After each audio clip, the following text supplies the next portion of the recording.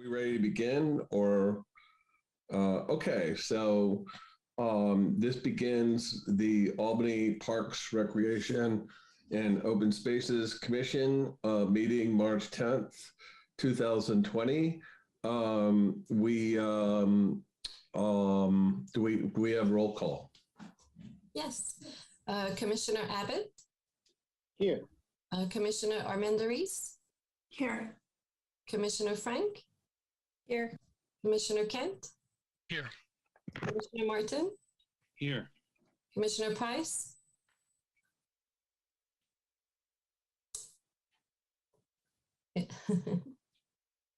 Here. Yay! And Chair Beal? Yes, I'm here. Okay, so let's see. Could you bring that all the way up? I didn't have time to bring it up on my screen. So can we start at the beginning with this? So the following land acknowledgement statement shall be read at the beginning of each city council meeting and advisory body per Albany City Council. I need it up at the top, or I'm going to have to stop and go pull it up. Can you get it to the top?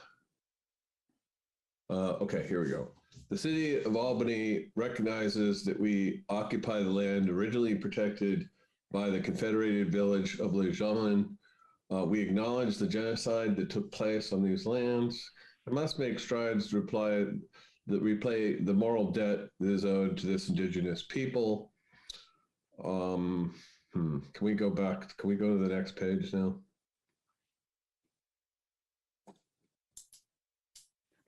Specifically, the Ohlone tribe, we thank them for their contributions, which have transformed our community and will continue to bring forth growth. Can we keep it on the, sorry, what happened there? Yeah, thanks, that's better.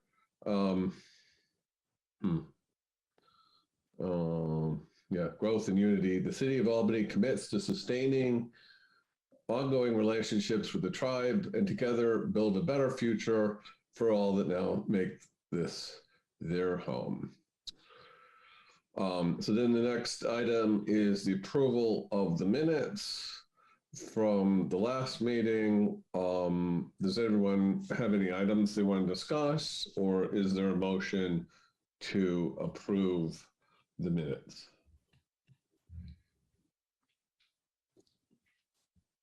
I move that we approve the minutes from February 10th, 2022. Is there a second? Second. Second. Okay, can we have a roll call vote?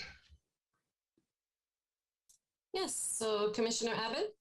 Yes. Commissioner Armendariz? Yes. Commissioner Frank? Yes. Commissioner Kent? Yes.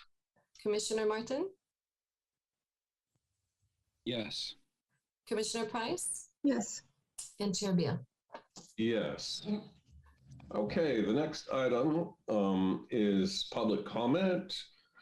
Do we have any members of the public present that wish to comment at this time? We have one member. Can we let him in? Yes. Okay, thank you. This is Jeremiah here. Good evening, everybody. So, yeah, a few things. I just want to focus on this summertime coming up, and we have our parks. I just want to make sure that I talk to facilities at East Bay Regional Park, and the bathrooms down there, they only empty those masonry toilets when they're full. They don't really have a set schedule, right? So they rely on, let's just say, convection. It's just the wrong word, but they use heat, airflow to ventilate the system. So if it's a hot day, then it doesn't smell bad in the bathroom because the air goes up. There's a vent, I guess it sucks the air down through the toilet, up a vent. Anyway, long story short, we got to figure out a way to clean those regularly instead of when they're full, because when they're full, they remain full for far too long. And that's feces in the air, breathing it in your lungs. It's not a very good situation. So let's try to get East Bay Mud to pump those out on a regular basis. Still with all these things, that's going on in Albany. There's still not many porta potties, around our parks and open spaces. The BART tracks still don't have any restrooms or porta potties or let alone drinking fountains. I'm not sure if the BART tracks is actually city property, BART Bay Area Rapid Transit District property. I need to relook at those property lines, and also I was wondering how the whole pickleball thing is going, because the lights seem to be an issue, and I've been online for parking lot lights. If you look at parking lot lights, they're relatively inexpensive, $100, couple $100. I was trying to figure out grants for the city, if we can get grants for lighting somehow. With grants, the grants could be good, but somehow we got to figure something out. Let's see here. So at the dog park, at the Albany Dog Park, we have on leash and off leash certain things. Police get called a lot if dogs are let off leash on an on leash park. Last thing I want to say is we got to try to do something with the median on Key Route, trying to make it a community garden or something. Thanks.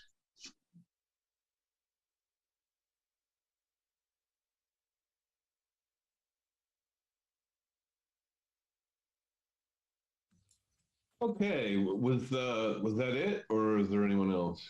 That's it. Okay, so next agenda item, announcements. Are there any announcements from the staff? Before we get to that, does staff have anything they'd like to address from the questions or comments that were made? No, none at this time. At this time. And then I had one thing going back to the minutes. I know we just finished that item, but my understanding was that we established a subcommittee of me and Commissioner Frank to work on the flex courts. And I think that's I'm not sure if that's accurate, because we're going to submit a work plan change, and we have to get that approved before. So I think we're putting am I right about that, Isabel? Or Yeah, there was no motion for the subcommittee at the last meeting. Okay. So it wasn't, so it wasn't captured in the minutes. But once your work plan is approved, if you want to formalize the subcommittee and have it captured in the minutes, then you can make a motion for that subcommittee to be created. Okay, thanks. But it doesn't mean that it's not created. It's just that it's not captured in the motion in the minutes. Okay. All right. Thank you. I think it will be created officially after I don't know. Yeah, I think you can't work on it until it's on the work plan, unless it was on the work plan, in which case I'm confused. So, all right. Well, thank you for clarifying that, Commissioner Martin. And so, without further ado, any announcements from staff or other commission members? I can start. I just have a few. Just wanted to let the commission know that the presentation by Margot on open space maintenance and update on Albany Hill eucalyptus trees will be scheduled for April. There's still some data that they need from studies that are being conducted, and they hope to have all the information they need for the presentation in April to the commission. And then just wanted to let the commission know, in case you are an artist at heart or you know of artists who may be interested in responding to two calls that we have currently. One is for submissions to the Community Center Foyer Gallery, and we're looking for artists to display their work in the lobby there, and the submissions are due on April 1st. And there's also a call for a Creative Justice Arts Project, and the deadline for that is April 8th. That's all I have for now. Did I understand from the drift of what you said that is item 6.1 today canceled, or are we still having that? No, we're still having that. Okay, Yes. because you mentioned someone wasn't going to be here, and then okay, all right. So, any of the commissioners have announcements? Okay, well then, without further ado, I guess there is no presentation tonight, right? There's the No urban presentation. forestry. So okay, so then do we have a staff report, or do we have the urban forester, or who what do we got? Yes, let us, we're bringing the staff on. So if you could give us just a few. Oh yeah, to bring people on. Okay, any last minute announcements from, no, I can't go back in time. Okay, we have to wait. Okay, so are we promoting Johnny as well and Jeff, or can you please raise your hand if you're coming in, if you'd like to come in? Yes, so Jeff and Johnny. And then I was going to clarify for Commissioner Beal, I think what Isabel said was that she had said at the last meeting that today's meeting would have an update on the trees on Albany Hill. And that's what's being postponed till April. And we're having a different presentation on trees today.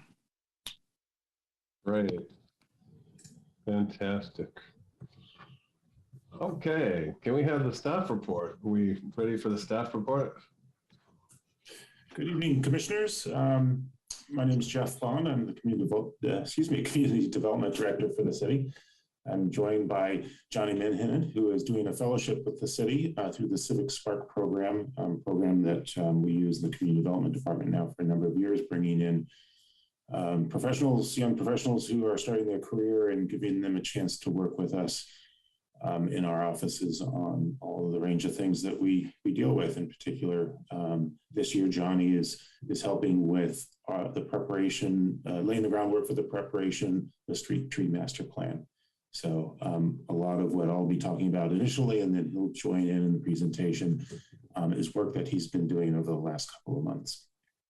So what I'd like to do is share my screen briefly and give you a brief PowerPoint presentation to summarize our staff report and where we're going. And then, of course, happy to answer any of your questions as well. So bear with me a moment while I get this rolling. Here we go. Okay. So this is our first presentation on the street tree master plan to any public body. So we're in the very early stages, and there's no action necessary this evening, just looking for some feedback on it. The idea of preparing a street tree master plan has been floating around for a few years. It's found in a couple of different planning documents that our office has been involved with, as well as your commission's work and the city council's work. So the city council has this in their strategic plan as part of your parks and master plan. I believe there are some discussions about that. In our general plan, which was adopted in 2016, and our climate action plan adopted in 2019, we had some explicit policy statements that kind of help lay the groundwork, and these are planning documents that we all use to kind of help set up our priorities for the coming years. A lot of this, I think, is pretty obvious to you, but I'll just cover them briefly in terms of the purpose and the need for a street tree master plan. First of all, while we have a pretty good idea of what's going on in the community, a systematic inventory will really help us expand our knowledge of what we have, the existing trees, their health, and some opportunities and needs that we may need to address, both short-term and long-term. A couple of policy aspects of tree master plans that have emerged in the last few years that are very important. It's not just beautification of the community, which is in itself a very important thing, but to recognize that there are social equity disparities of all sorts in communities throughout the Bay Area. And street trees tend to be one of those things. So we'll be looking at that to evaluate how that is happening, if that's happening, and what needs to be done about that if we do find some issues in Albany. And also, of course, the impacts of climate change on the community. And again, preparing for it. It's here. We all know that. It's obvious. And also mitigating so that we can live more comfortably in the community. So the way we're thinking about this at this stage is really dividing it up into two separate phases. And there may be some overlap between these two phases, but they're largely sequentially. And they may involve different people working on different aspects. The starting point is this phase one, where we do an inventory of what we have. Now, again, the Public Works Department has a good sense of a lot of the street tree conditions, and those are embedded into GIS files and so forth. But we'll be updating that and identifying where we have trees, where we have opportunities for trees, and at least at a visual level, some assessment of the health and condition and any observations that may be obvious from a visual inspection. So that's the first phase, to really get a kind of a factual foundation for moving forward. The second phase is really the starting with once we know what we have, looking towards the future. And of course the big goal here is to expand our tree canopy. And what kind of scale of work are we talking about? That leads for us, of course, very quickly into what kind of organizational capacity do we need to have in order to achieve our goals for a tree canopy in the city, both in terms of funding and staffing in order to be successful in achieving those goals. It's always good to have somebody come in and take a fresh look at what our practices are and refine those and update those if we need to do that, as well as looking at a list of approved trees and again, updating what our practice is there to the degree that it's necessary. We also would like to create some protocols for deciding where trees go, and I'll touch a little bit more on that in a minute and go into more detail. And then last but not least is engaging the community in this and hopefully educating them about the importance of trees, the history of the natural history of the area, and getting them excited about what we would be doing, and hopefully having them do some of the same thing on their own properties. I wanted to go into a little bit more detail about the tree placement considerations, because as we've started to talk about this, I think I at least have been surprised at the complexity of placing a tree on a city street. And this is just a real kind of superficial list, frankly, but it gives you a whole idea of the range of things that we think we need to think through in this master plan in order to be successful. First of all, almost every property in the city has 6 pieces of infrastructure that run from the street into the residence or into the business. 3 of them are underground, generally in Albany, the sewer, water, and gas, as you see in the slide. And 3 of them, and maybe 4, are above, in most cases, above ground from utility pole. And so placement of the tree needs to navigate those utilities, obviously. Another critical thing is roadway safety, street lighting, signage, and so forth. Again, we don't have a lot of flexibility on these initial things. We just have to work around those. Another consideration in some places may be fire department access. Fire hydrant access is an obvious thing, but in some cases, the fire department is also interested in how they might be able to place a ladder to get access to a building. Again, their tactics in fighting a fire often will involve getting to a particular place in the building, an exit corridor or a particular window or door or something. And so right where they need to get access to be able to place an aerial ladder is a consideration in tree planting. Other things, again, to mention briefly, I won't read the whole slide, but our transportation infrastructure, our economic development opportunities, some things that are emerging as relatively recent years are EV chargers. So we're getting more and more requests from people exploring the feasibility of placing an EV charger in street parking spaces. And again, that's another piece of infrastructure that would probably be underground. There needs to be room to run wires and so forth. And then we're also using, we're going to be seeing much more of 3-stream trash cans, public trash cans. And so those are larger and providing access both to the members of the public who are using the trash can and to our waste hauler who are taking care of it on a regular basis is important. And then green infrastructure, this is primarily treating stormwater as water comes off of buildings or off of parking areas or paved areas. We're now required to make sure any new construction has a treatment system as part of the design of the project. And oftentimes that can include getting the water from the property across the sidewalk or underneath the sidewalk into this curb. And again, that affects the placement of the tree. So it's an interesting problem. It's really a three-dimensional problem that we'll hopefully be able to come up with some framework to placement of these trees.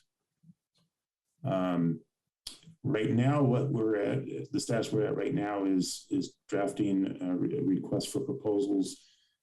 Johnny has done a nice job in preparing an initial draft. We're kicking that around internally a little bit. And as that gets into a shape that's suitable for public review, they'll be made available to everybody to take a look at before we send it out.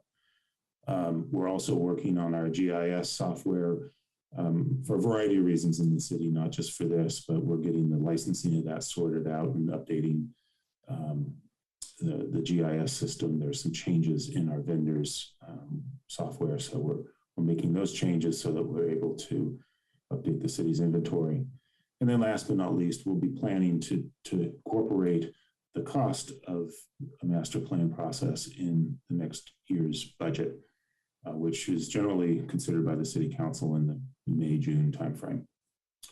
So at this point, I'm almost done. What I'd like to do is turn it over to Johnny. He has done some work looking at what other cities are doing, and I'd like to invite him to share a couple of the plans that he came across that kind of hopefully will give you an idea of the range of things that we're seeing that other cities are doing and might help inspire some ideas for us. So Johnny, if you'll take it away from here, that'd be great. Absolutely. Good evening, commissioners, and thank you, Jeff, for leading this presentation. I have just 3 local examples of plans that address a range of issues that we're hoping to tackle ourselves in our upcoming street tree master plan. And I've taken just some snippets out of those plans onto the next few slides to show you what is capable of resulting from this process. So in Alameda, they have a master street plan. This is the oldest of those that I selected for review this evening from 2009, but it's still guiding their street tree work today. What you see directly below the title of the plan is a graph, one of many, that they developed to show the proportion of trees in conflict with structures. And this relates to what Jeff was just speaking about as far as some of the considerations we need to undertake as we figure out which of our tree opportunity sites are going to be feasible for greater greening and which won't, along with a snapshot of their table of contents, going through the introduction, which lays out the goals of the plan, the tree inventory, and later the master planning guidelines themselves as far as it goes with planting to encourage species diversity, highlighting and laying out very clearly, I suppose, the physical constraints of planting spaces as Alameda seeks to green its streets, as well as an ongoing management plan, which will lay out the funding constraints as well as needs to be able to achieve their short and long-term goals, both of which are highlighted on the right side of your screen. If we move on to the next slide, you'll see that San Francisco has a plan. This was adopted in 2015, their urban forest plan. I pulled out its 4 greatest high-level recommendations, which were to maximize the benefits of street trees, increase the street tree population with 50,000 new trees over the 20 years after plan adoption, establish and fund a citywide street tree maintenance program. And part of that, in this plan, San Francisco identified the need for an in-house greenery to source street trees rather than relying on outside vendors each time a tree needed to be planted or replaced, and a greater management plan to manage street trees throughout their life cycle, to be more proactive about maintenance during a tree's life, even when it seems to be still healthy.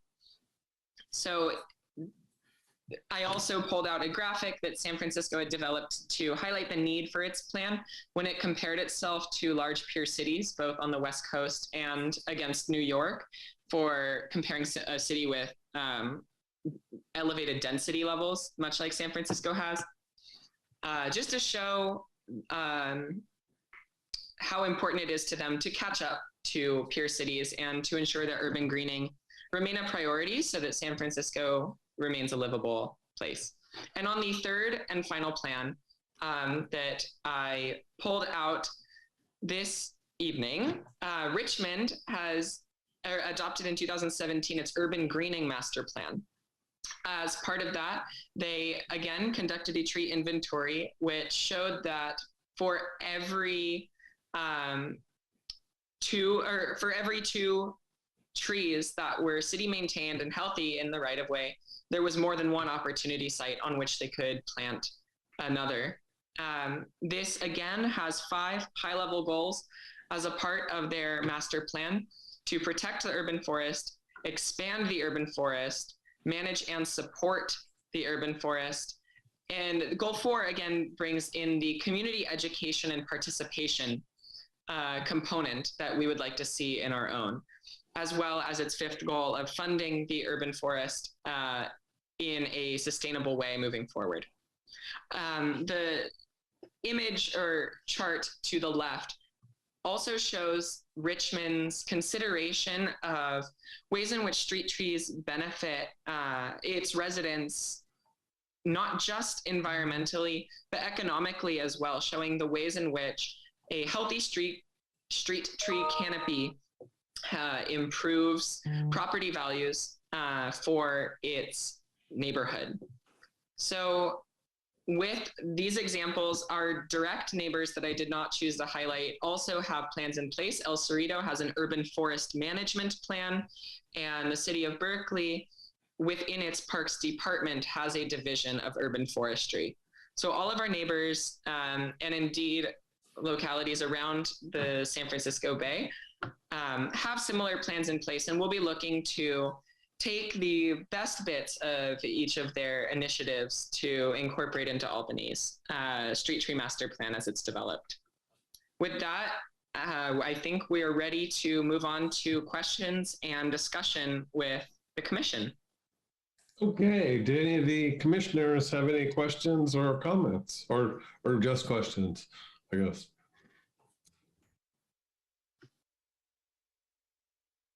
Okay, I see Commissioner Martin's hand is taking precedence in my upper left-hand corner. So take it away, Commissioner Martin. Okay, I'll start with a few questions to see what staff has for these. One is we've been hearing about the importance of using mulch and producing mulch and dealing with it with new state requirements. So one question is, will mulch be incorporated into this?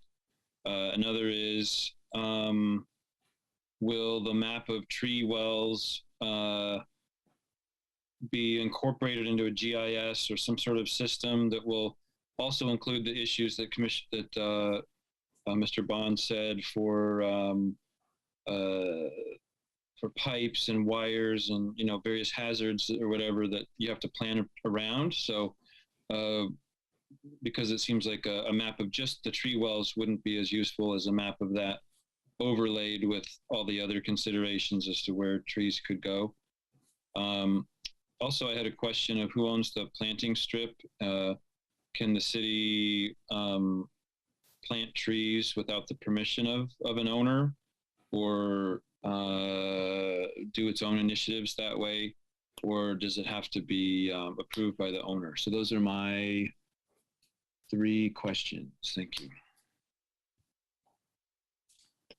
I'm happy to begin answering some of those, unless you'd like to go first, Jeff.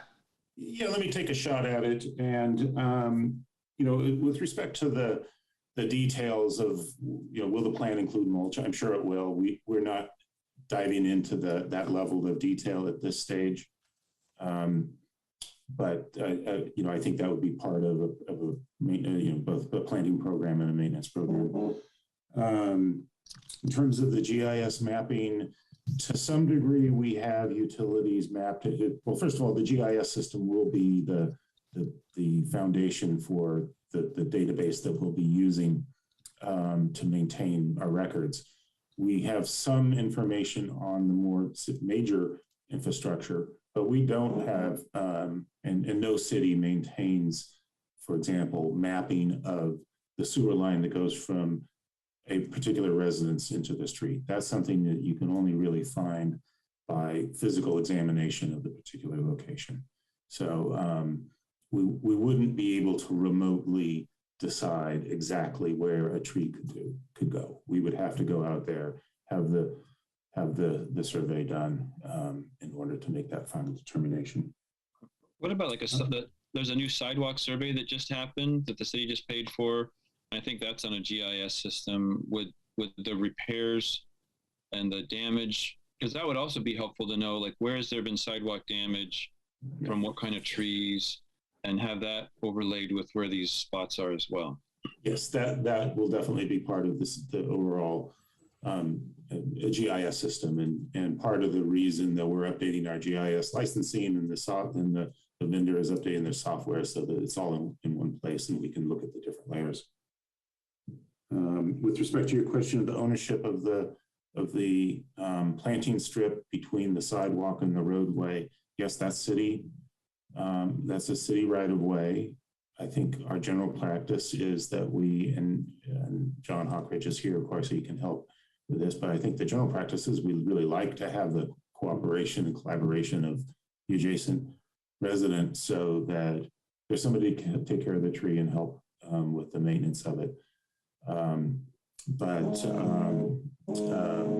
The ultimately it is our right of way, and the ultimate decision making is ours. And I do see John's hand up. So, Mr. Sheriff, if John could. Yeah, and I have a comment on this as well. But go ahead, John. Hi. Yeah, we basically our only municipal code relating to street trees states that the property owner has maintenance responsibility. So right now, we're not planting trees without permission of a property owner. Measure DD was meant to, funding tree planting with Measure DD funds was meant to encourage more property owners to plant trees. And so far, we've had a little bit, but I think in the areas, we talked about areas with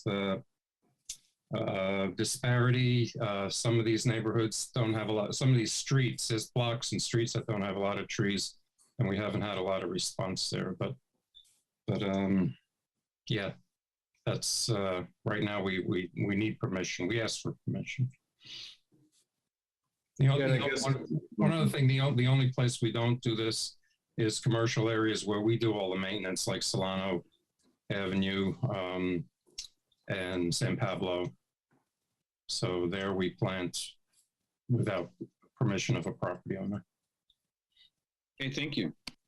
Yeah, I guess my comment on this is that, and actually it's 2 feet inside the sidewalk in a lot of locations like mine, that it's the city's property, but then it's the adjacent property owner's responsibility to maintain the area, but it also impacts the property owner. So, and they need the $200 right now. So we're out at $200 money. So on to, does that satisfy you, Commissioner Martin? Yes, I already said thank you. Thank you. Okay, if commissioners would, when you're finished, take your hand down so I'll know we can go on to the next. So Commissioner Kent. Oh, you're on mute still. Yeah.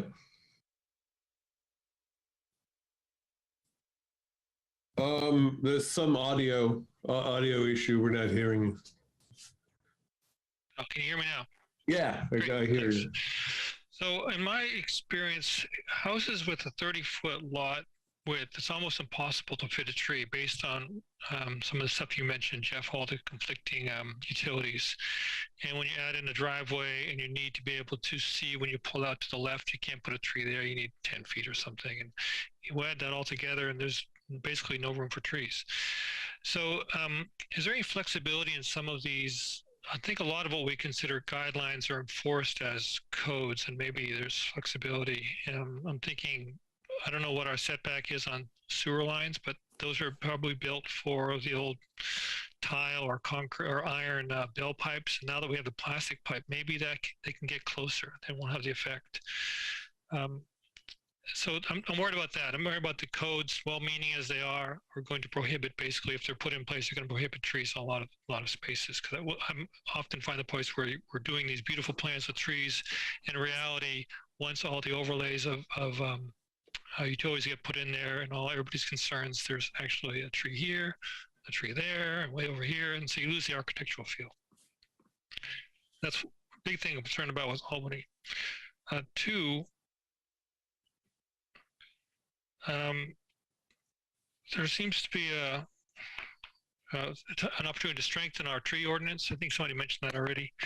Maybe have some standard tree planting details that are a little better than your basic, a couple stakes and some fertilizer, but really knowing that we have very small spaces. And so we really need big trenches rather than big circles for our tree wells. And since a lot of clay, maybe there's more excavation you might normally want to put in there.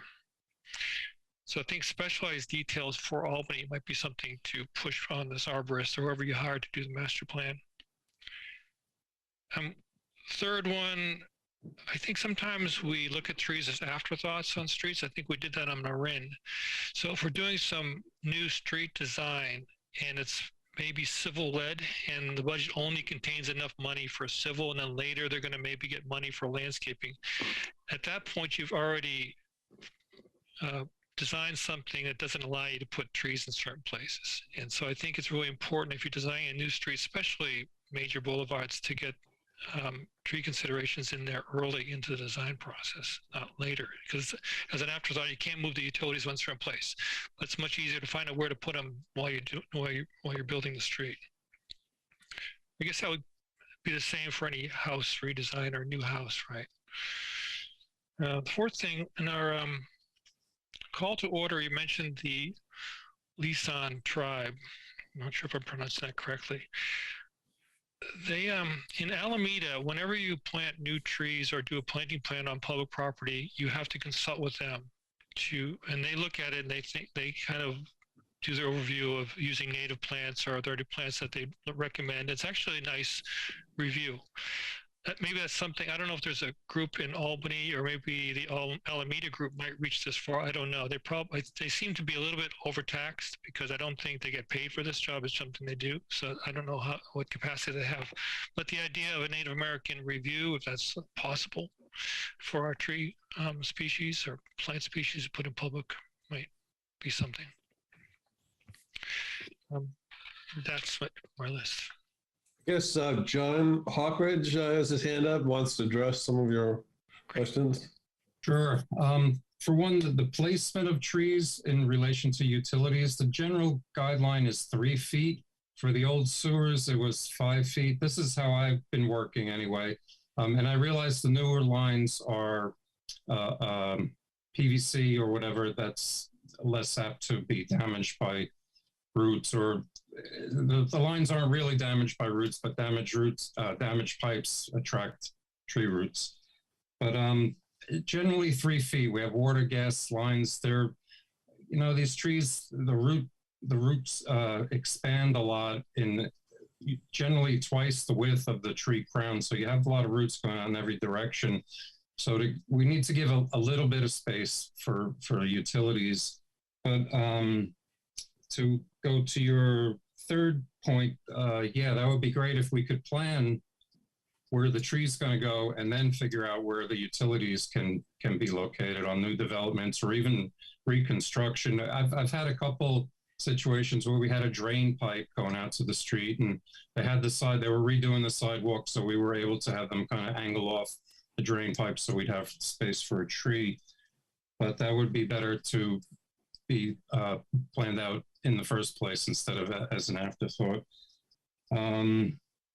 Tree basins, we were kind of limited.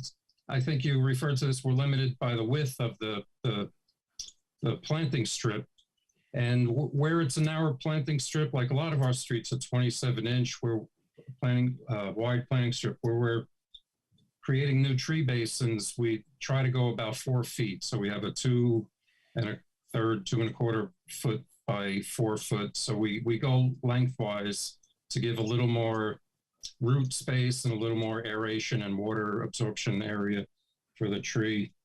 And then as far as native plants, native trees generally don't work too well as street trees. They're not made to be grown in a hole in between concrete and asphalt. They're kind of unruly. They go off in every direction. They're kind of messy. Some of the better ones get large. The live oaks get pretty large pretty quickly. Redwoods, of course, are not something we can plant. We plant the Marina madrone, or the strawberry tree, Strawberry arbutus, which is related to the native madrone. The native madrone wouldn't work, but the arbutus does great. We plant eastern redbud, which is a little more suitable for street tree planting than the native western redbud. So we have some trees that are close, but to try to plant a lot of native trees in the sidewalk doesn't work well. If we could encourage people to do this in their yards, that would be great. So I think that's all I have for that.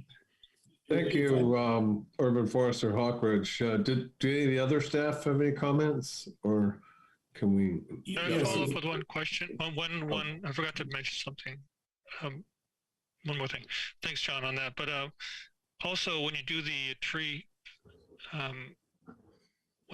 survey and look at all the species, if you could also add to that list, anytime you see a tree that's heaving the sidewalk or throwing out the curb, that might be a species you want to list. Just as to your point, John, if you're doing that survey of the city of Albany, all the street trees, you might want to also look at the particular species that do the most damage. Okay, that's it. Yeah, we've been kind of adjusting. We've adjusted the list in the past. We've eliminated some species like liquid amber, the worst offender, I think, out there. Camphor's a little slower growing, but eventually it gets huge and destroys sidewalks. So we're not planting those trees.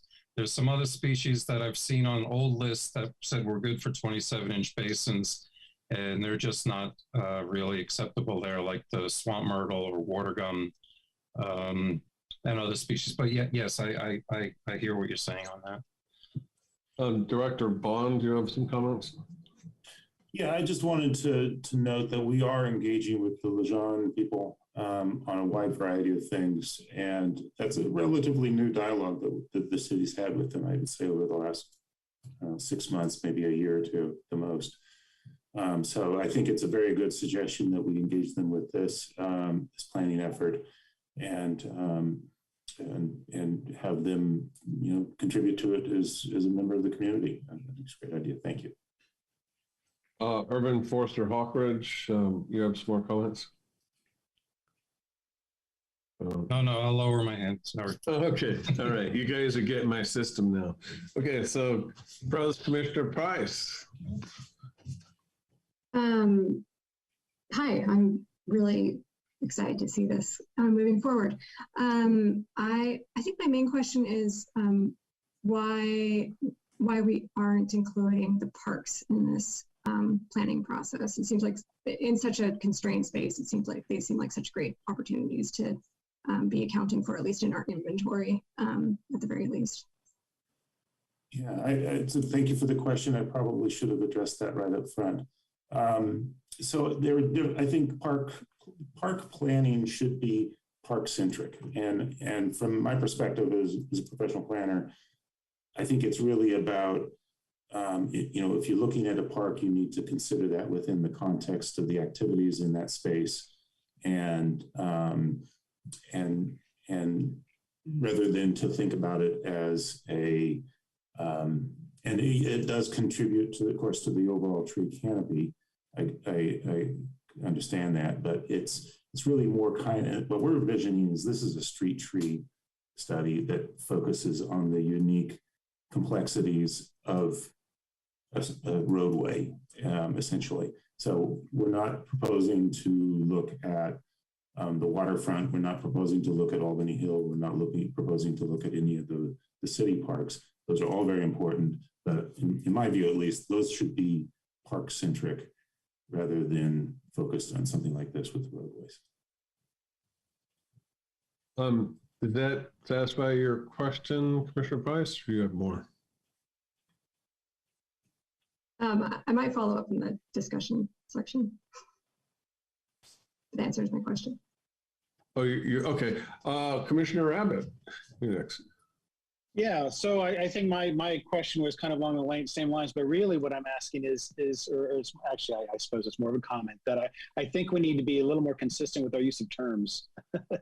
This is being built as an urban forestry master plan. It says right here on the agenda, but really it's a street tree master plan. I think we need to be consistent with that because it should include the parks. It should, a full forestry master plan would include a heritage tree ordinance and things like this that really encourage the forest. So let's just, try to be consistent and keep it very clear that we're talking about the street tree program. And then just one more thing, a quick question regarding the GIS software that's being activated, I suppose. Are there any plans to make this publicly accessible, say a GIS interface for a public website that people can go in and view this data? I don't know the details of the accessibility of, I do know that the vendor provides that. I don't know the details. This is a software that the Public Works Department is kind of the primary client, I guess, of maintaining or responsible for maintaining the database. But it's a good point, and a lot of communities do make at least some layers of the GIS system available, and I see no reason why we wouldn't want to do the same thing. I could see it being valuable to somebody trying to decide what kind of tree they wanted. They could look and see what's available and go check them out, things like that. And can I ask what the software is? Just if you know, if you don't have the name handy, don't worry about it. John can help me with this. I think it's ArcGIS, isn't it, John? I'm not sure. So that's fine. It probably is. It probably is just. Yeah. Okay. Pros Commissioner Chang-Fei. Hi, I have a few questions. I don't know, maybe I should just start with one and then get a response. The first one is the following up about the master, sort of the scope of the project. My concern, and this is, I promise I will have a question, but my concern is that we just had this master planning process with our parks and we didn't do any kind of inventory or planning of what the trees would be. So I guess my question is, why not? And I would wonder also why not like a heritage tree ordinance, because I think it's just something our commission has struggled with, is how to navigate these complicated issues when things come up about trees coming down. So it would be helpful to have sort of a whole, basically big picture looking at urban forest. So I'm just wondering, I'm wondering why not? And that's my first question. I have a couple more. Well, I think with respect to the inventory, I think there's no reason not to have the parks as part of the inventory. With respect to the heritage tree, with respect to the parks, I haven't been as directly involved in the park planning as you all have been. If it's desired to have someone who is to incorporate a park tree program component to this, I think it adds a layer of cost and complexity and process to what's already going to be a complicated process. And I think my view, if you're concerned about trees and parks, you should just work through those park by park and do that as a standalone process, a standalone assessment, and decide what you want to do park by park. Incorporating it into this, I think it's just going to dilute the overall effort of the time and those, because those parks are going to take a lot of time and energy. And I feel like that would distract us from the overall big picture, which is just to build the tree canopy throughout the city and utilizing, our particularly underutilized roadways as a potential location.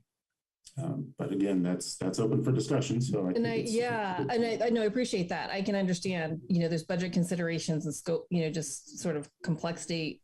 And I know John has his hand up, but this is sort of a question for Isabel too, is that, when would that opportunity be? I just feel like, it's nice to have an arborist and have somebody looking at this big picture. So I would wonder, Isabel, like how would we even as a commission go forward and look at trees at parks then? Would we then have to come and hire somebody else to do a whole nother thing? Just thinking about future planning, when would that ever happen then? Mm-hmm. Yeah, I believe that's what would need to happen. We would, it would first need to be, approved by council as a project, and the city would move forward with a specific project on trees for parks, planning for trees in parks. But as Jeff said, it sounds like it's a different project, but it hasn't been planned for. And I think Jeff was starting to talk about the heritage tree ordinance at one point, and that's sort of the second question. Right. So that would be, I assume that is addressing trees on private property. And if that's the case, that's really gets into the planning and zoning code, which would again be kind of a different process. For my experience with other cities and their tree protection ordinances on private property is they almost all fail miserably, to be honest with you. It takes a lot of enforcement, a lot of public education to stay on top of it. People tend to not pull permits, particularly if it's a tree that they want to get rid of and they know we're not going to approve it. We usually get a city usually gets the call before it's too late, after it's too late. The tree people are there for 3 or 4 hours by the time we get the call and maybe get out there. So again, we can add that. I think it's a kind of a different thing from growing the tree canopy to being much more in a regulatory mode.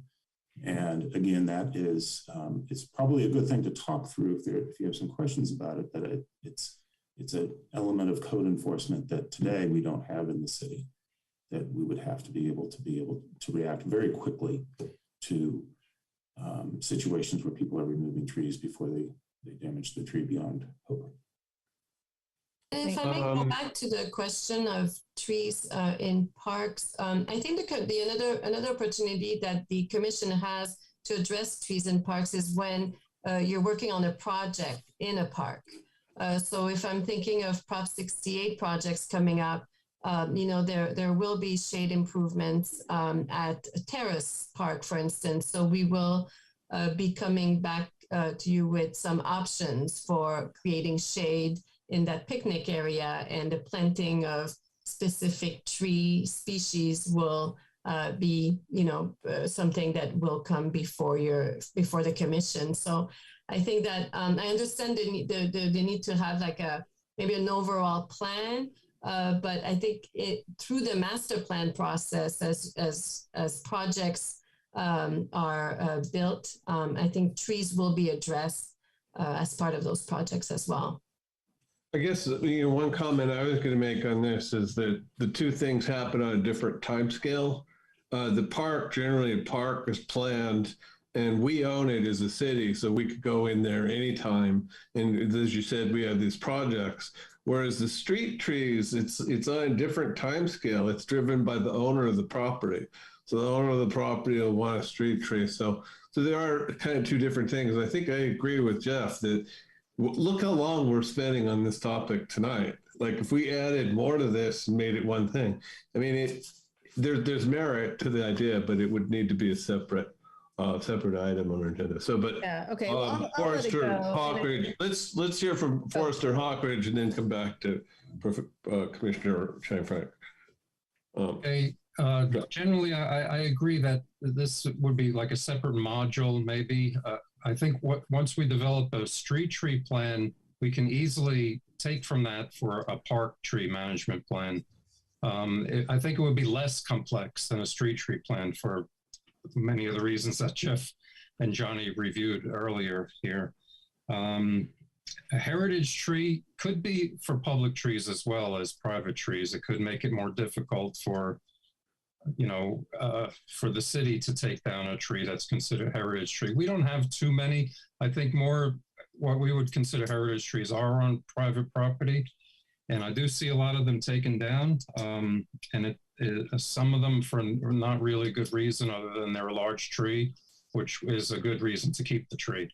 Our canopy cover, I was looking at a website today. I can't remember exactly, but roughly we're similar to San Francisco, maybe a little bit less than that in percentage of canopy cover. But what they're looking at is total canopy cover. They're looking at private trees as well as street trees, public trees, park trees. I think a large component of this, well, maybe in the future, a component of this could be more encouragement or maybe more protection for private trees and private tree removals. We're losing a lot, and that's where a lot of our diversity is on private property as well. What else? I think that's it. I think also the street tree management plan, from this, we can work on a more comprehensive city tree ordinance. Once we know what we have and how we're managing it, then we can put this down more firmly as an ordinance. Related to that, because I know John, I think the subcommittee that Todd and I were on, we tackled this ordinance, street tree ordinance.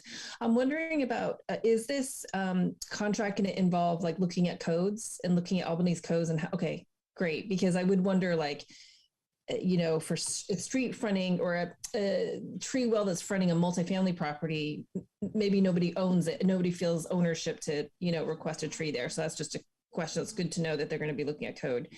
And then just more of a comment that is just, John, when you're looking at, or when we're doing the survey of what trees end up lifting sidewalks, I think it would be helpful to also say the age of that tree, because in a way, many trees, when they get really big, will lift sidewalks. And, I don't want to not look at trees that have the potential for beautiful canopy just because after 70 years, they lift the sidewalk. So I think that should be considered.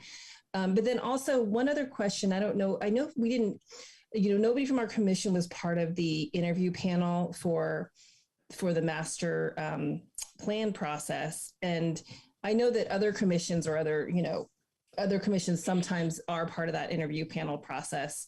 So I'm just wondering if that's going to be, if we're going to have an invitation to be part of the interview. Yeah, I'd be happy to respond to that. So our practice is in community development department, and part of the reason we're kind of involved in this is because we see it as a very multidisciplinary process. Our thought is that we absolutely like the idea of commissioners being involved in an interview process. I think we would like to look at it as multidisciplinary, and so perhaps it's also somebody from the Transportation Commission or the Planning and Zoning Commission. And it needs to be a fairly small group, just so that the interview itself is not clunky. But I think we would include a representative of as many commissions as we can get. Ultimately, that will be a council decision to tell us how they would like to do it. But I think our recommendation will be some form of collaboration between a variety of commissions and a staff member. Thanks. Okay, Forester Hawkridge has his hand up. I just want to address the age of the tree topic. in a city like Albany with our tiny, really tiny planting strips, we have to be more prepared to be able to cycle out trees. And I think this may be part of the street tree management plan. When a tree gets to be a certain size or it fills its space and there's really no alternative, we have to be prepared to take out some of these older trees.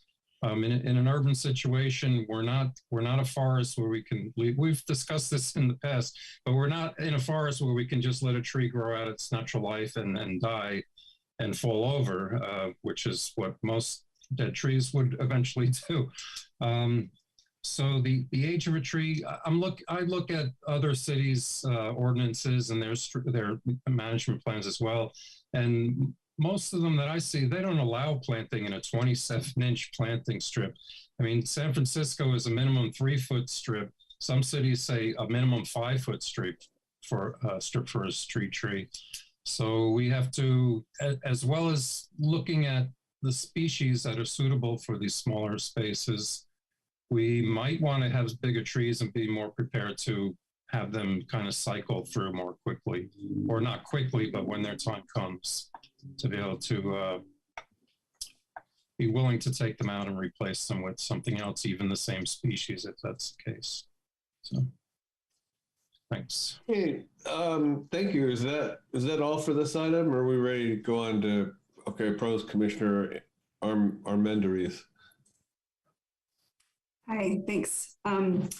My first question is, I think I know the answer to already, given the answer to the parks question, but I was just wondering if it might be possible to have a small section of like recommendations for trees on private property. I know that at least me personally lost a tree on my property and I need to replace it, and I'm having a hard time figuring out, finding the information for like which tree would be good. So I'm curious if there's some addendum, are the street trees that are going to be recommended, would they be recommended for private property as well?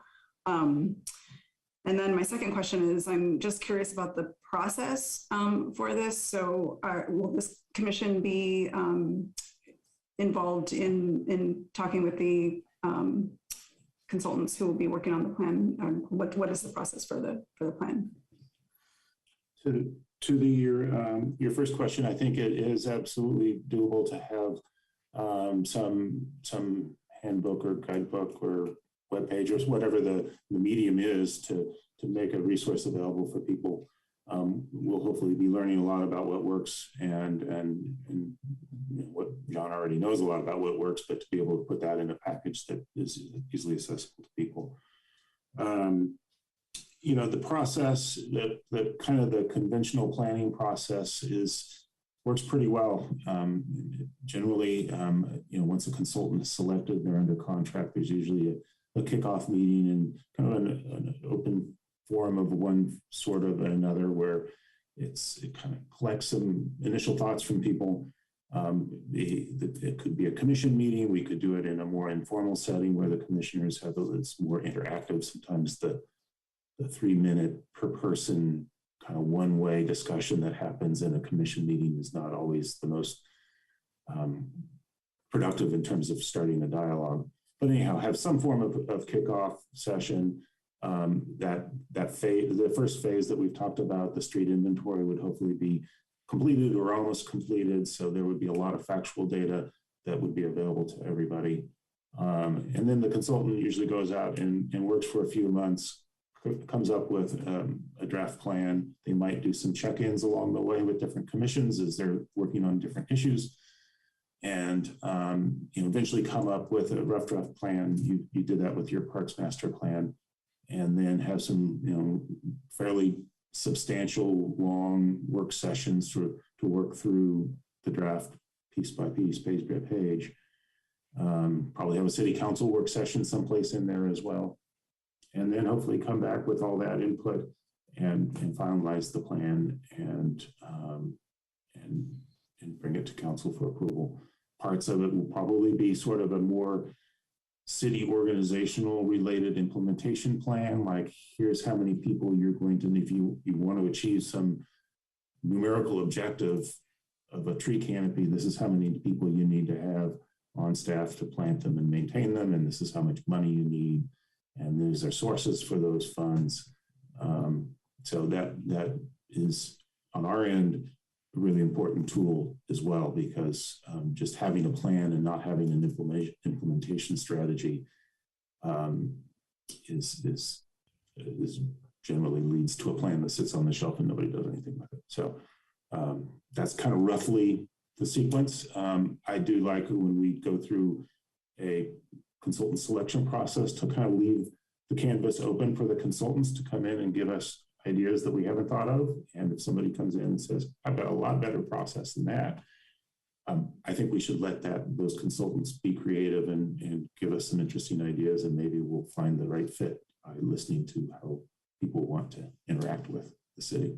So, I suspect, well, I know you will have plenty of opportunities to engage on this, and I hope others beyond just this commission feel the same way as well. You have some more you want to add to Forester Hawkridge? Yeah, I just wanted to say that I'm pretty sure that your city urban forester can help you with tree choices on private property, or point you in the right direction to help you make your own choices. And I just wanted to point out, I believe private property is outside the jurisdiction of this commission. It's only when it's open space that we're involved. But Commissioner Kent, you have some more. I just wanted to kind of reiterate what was already said. I think trying to put preservation or punishment for heritage trees or for removing trees on private property is problematic and has the reverse effect. Often people are so concerned that a tree might keep them from developing their property, they cut them out unnecessarily. And I think that was the case on the where the townhouses were built down there on Portland and Canes. There was a large redwood in the parking lot, and the owner of that property took that tree out several years before the townhouses. They knew he wanted to develop it, and he heard that tree is a heritage tree and it would keep him from developing it. So if in the end they didn't build those townhouses, that tree would have been removed unnecessarily. So there's a fear that a tree is going to keep you from doing something, people take it out. And I think we should go the other way and maybe, have a committee that gives people a little ribbon for having the oldest oak or something in their yard, kind of kind of an encouragement rather than punishment type solution. I think is much better. One more thing, in the city of Berkeley, which is a very onerous tree removal process for private property. I've never been on a project where they haven't figured out how to get rid of the tree. So they don't really work that well if somebody really wants to get rid of the tree. Okay, is that all? Or from you, Commissioner? Okay, any of the other commissioners before I say my comment? Yeah? Chairville, you may want to take public comments. Well, we're going through the commissioners, and I see what you're saying. We do questions, so only if I had a question would I, and I don't have any questions. Okay, you're right. So, public comment. Do we have anybody? Let them in. Good evening, everybody. Yeah, so we do questions, I guess, then discussion, and then motion. Yes. Hey, you guys, I got a lot to say. So how many liquid ambers have we cut down this year? I just want to start out with a funny comedy topic for all the liquid ambers we've been cutting down lately. Just want to give a shout out to liquid ambers. I wanted to start something to save the liquid ambers. Everybody seemed like they just want to cut them down. I was over there tree hugging. Anyway, we got some more serious business to talk about here. I saw the arborist but trimming some trees on San Pablo today. That was pretty cool to see the arborists, out there in the community in action. Oh yeah, and by the way, someone mentioned about we need to hire somebody for something. We need to spend money. We have an arborist, okay? So we don't need to go paying people for every little thing. What happens if, a tree falls on a car branch, or, a tree branch or a tree twig or a stick falls on a car, falls on a person? falls on a kid, falls on a dog. What happens if a city tree falls on somebody? I mean, we've got these huge bay leaf trees, and when it's windy, these things come down like spears. I can only imagine a mother jogging, pushing a stroller, and that spear coming down on anybody. We got heavy branches up there. There should be a weight limit on street trees. You know, the one I want to talk about, the last thing I'm going to say, I got a lot written down, but I want to focus on one thing. The tree on Gordo's, right there, Carmel, that tree has so many leaves, it's blocking the street light. And that crosswalk is so dark. That crosswalk is so dark because the tree is blocking the light. We have a light, but the tree's blocking it.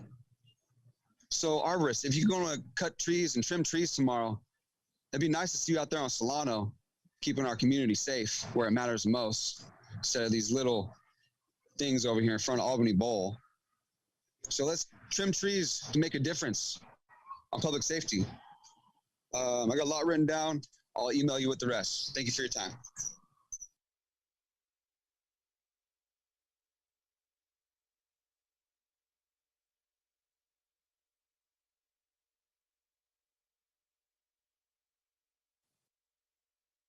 Was there someone else coming, or is that it? Yes, we have one more. Hi. Can you guys hear me? Yes. All right, so I wanted you guys to plant trees over there at the soccer field, at the skate park over there, and probably over there at the high school, at the Albany High School area. Cherry tree, orange tree, blueberry tree, raspberry tree, fruit trees, coconut trees, strawberries, and apples. I mean, like, you know, so these people don't have money, so if we could at least help them with some, like, snacks, some trees for snacksness, and that would help us, like, in ways to not feed them all the time, and if there is some trees, and if it grows fast enough, or if they get it once in a while, or anybody, it's good for the environment, and I'm just saying we should get some trees. Thank you. Oh yeah, when is the singing thing? Because I wanted to be one of the artists that get paid to sing. I rap, beatbox, I even do comedy, storytelling. So yeah, I would like to know when all this is happening. Thank you. Okay. That is it for public comments. Okay, I guess back to commissioners, this time with comments. Do we have any comments from commissioners? Or do we have any response from staff or answers to questions that were posed by the public? Okay. Staff?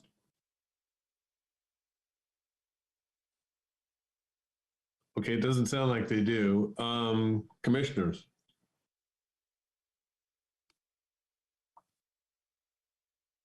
Commissioner Abbott. One comment. I didn't see this mentioned here. Maybe maybe we're not getting into these sorts of weeds, but something about sidewalk adaptations, things that can be done with the sidewalks in order to provide a little more room for the trees would be relevant. I think that probably falls under one of these categories, but I thought I'd mention it. And I think that was really, that, and then pushing for the public access to the GIS database. That's pretty much it. Thanks. Hey, anyone else? I guess, oh yeah, here we go. Commissioner Chang Crank. Yeah, I just want to say thank you. I'm really excited to see this happening, and thanks also to Johnny's presentation to talk about what other neighboring cities are doing. That's really helpful. So thank you, Jeff and Johnny and John and Isabel. Commissioner Kent. Yeah, I just want to say, yeah, Albany is a very unique city. It's, as John said, the planting strips are very small. We want big trees, but there's no room for big trees. The lots are small, so there's no space. There's all these complications. So I think whatever we develop, and I like Jeff's idea of being open to what's presented as far as who's who's going to propose on the RFP for the tree master plan. But I think it really needs to be a unique solution for Albany. It's hard to look at other cities because we're so different. The soils are different, the spacings are different, the lots are different. It's very unique. So just put that out. Anyone else? Okay, so what are you, is that it, Commissioner Kent? Yes. Oh, Commissioner Chang Frank again. Sorry, I just would want to, I mean, I don't know if Commissioner Kent is conflicted at all, but I personally think that he'd be a great person to be on the interview panel, given his background and knowledge of the city. So I just wanted to put a word in. I don't know that I have any say in it, but I just wanted to put that out there. I guess I would say, we'd kind of have to wait till that time comes, and we don't even know. I mean, when that time comes, it may be next year, and then we'd have different commissioners. But any other commissioners? No. So what I wanted to say, I liked everyone else's ideas. There's a timing to it all. I really like Commissioner Kent's idea of, seeing how, these other things, these utilities, and also the space size in terms of the long-term planning. If we could look to, when we're building new construction, if we can look to, to consider, are we going to put a trade, to have it done all at once, so to speak. The other ideas are good. I think, again, it's how you parse it through and which commission it goes to. A heritage tree for private property, in my opinion, just wouldn't belong on this commission. It would be the Planning and Zoning Commission that would address something like that. So that's pretty much all I have to say. Are there any more comments from the staff? No, and then I guess we can move on to the next item, which is the Sugary-Sweetened beverage tax. Do we have a staff report?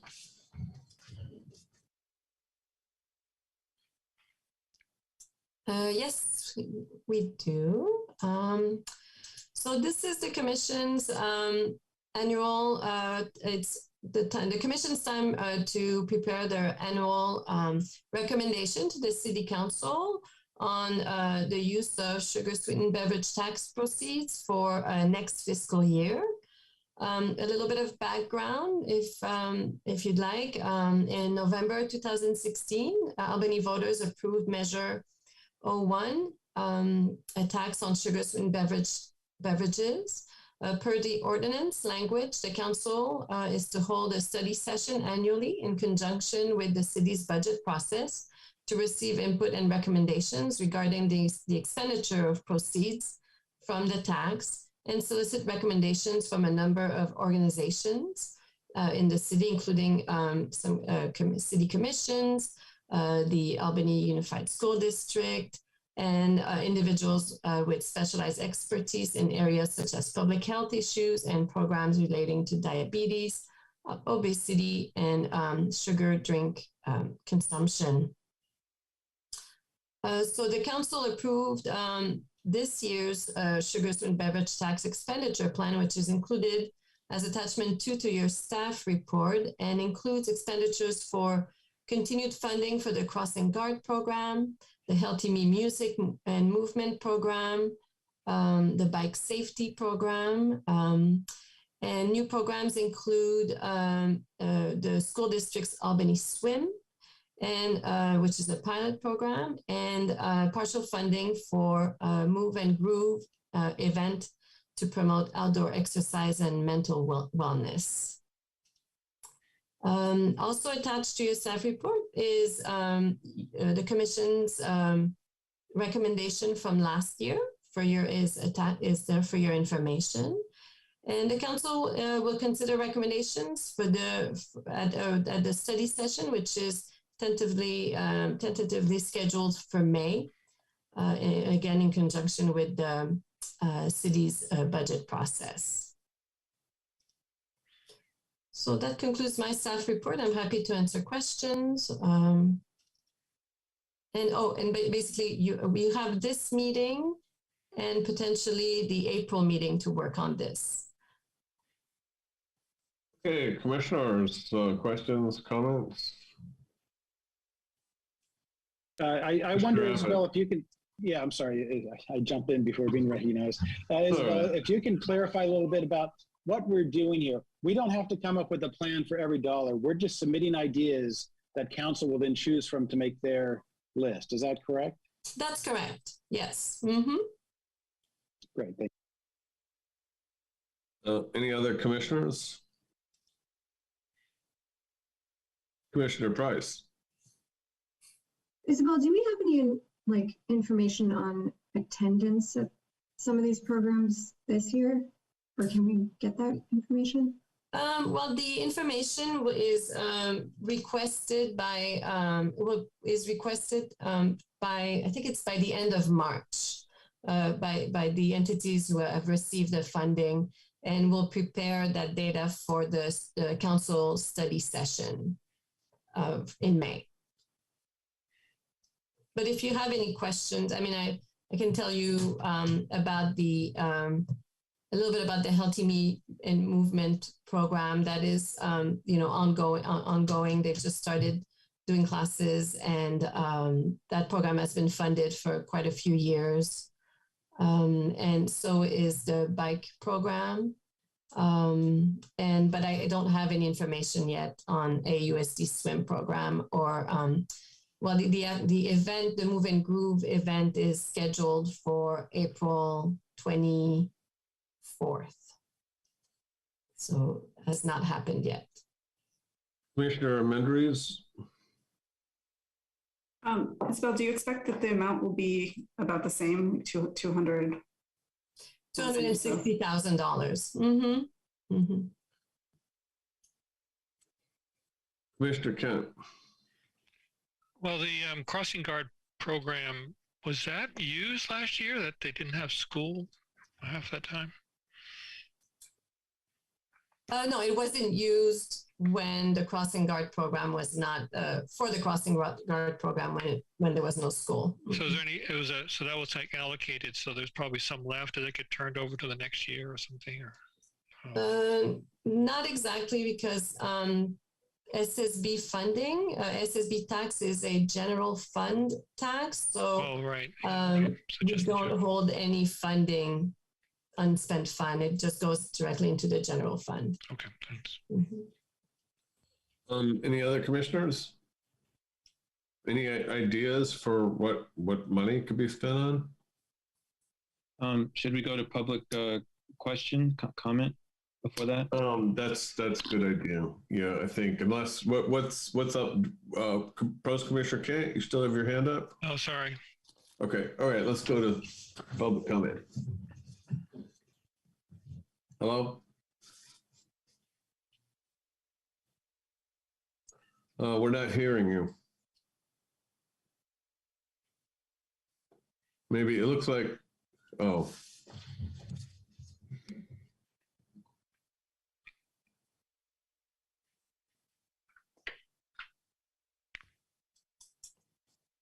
I suspect they don't know that they're able to speak now. Yeah. Hi, good evening. This is Jeremiah. Yes, please. Public comment. Thank you. I appreciate it. So this tax, why are we collecting this tax? Is it a punishment because sodas are bad health? So we figure let's tax it so people might not do it because it's too expensive, like gas. Convert everybody to electricity. It's too expensive. I mean, why are we collecting this, right? I mean, it's great. We're paying crossing guards jobs, creating jobs, but that crossing guards, that should be money coming from the police budget. There's all this talk about the police budget. That's crossing guards, police budget. So now we got leftover money, right? So now we don't have to spend money on crossing guards with soda tax. So now we can put up, more water filling stations or education like it was supposed to. Do all the things that it would have been great for, like it was supposed to be in a specific fund. Imagine if it was in a specific fund instead of this general fund. We can use the money for whatever. Pretend like you're actually doing right, what the money's supposed to be used for. That's all I'm saying, right? So what is a tax right now? Maybe we should raise the tax a little bit more.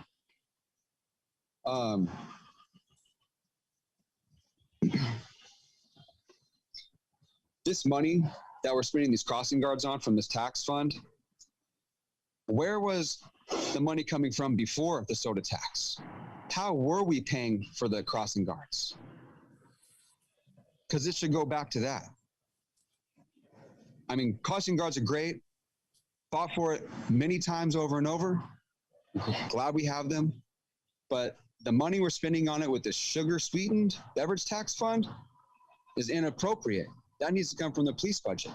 So we should find something else to occupy this $120,000 a year that we're about to get for the sugar-sweetened tax beverage on something else. So we need to create new ideas where we're going to spend $100,000 on this next year. Thank you.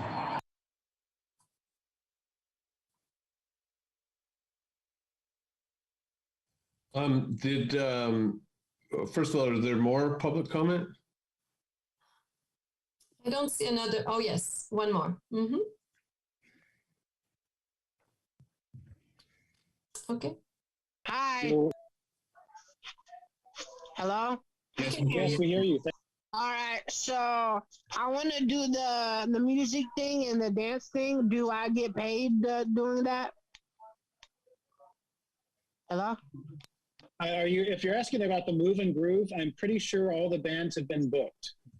They're already listed. I'm sorry, Commissioner Abbott, we don't do back and forth on public comment. You get to talk for your 3 minutes, and then if someone from the staff wants to answer you, we'll do that afterward, but we don't get interactive. And I will give you back your time and walk, but. All right, that was it. That was it. Okay.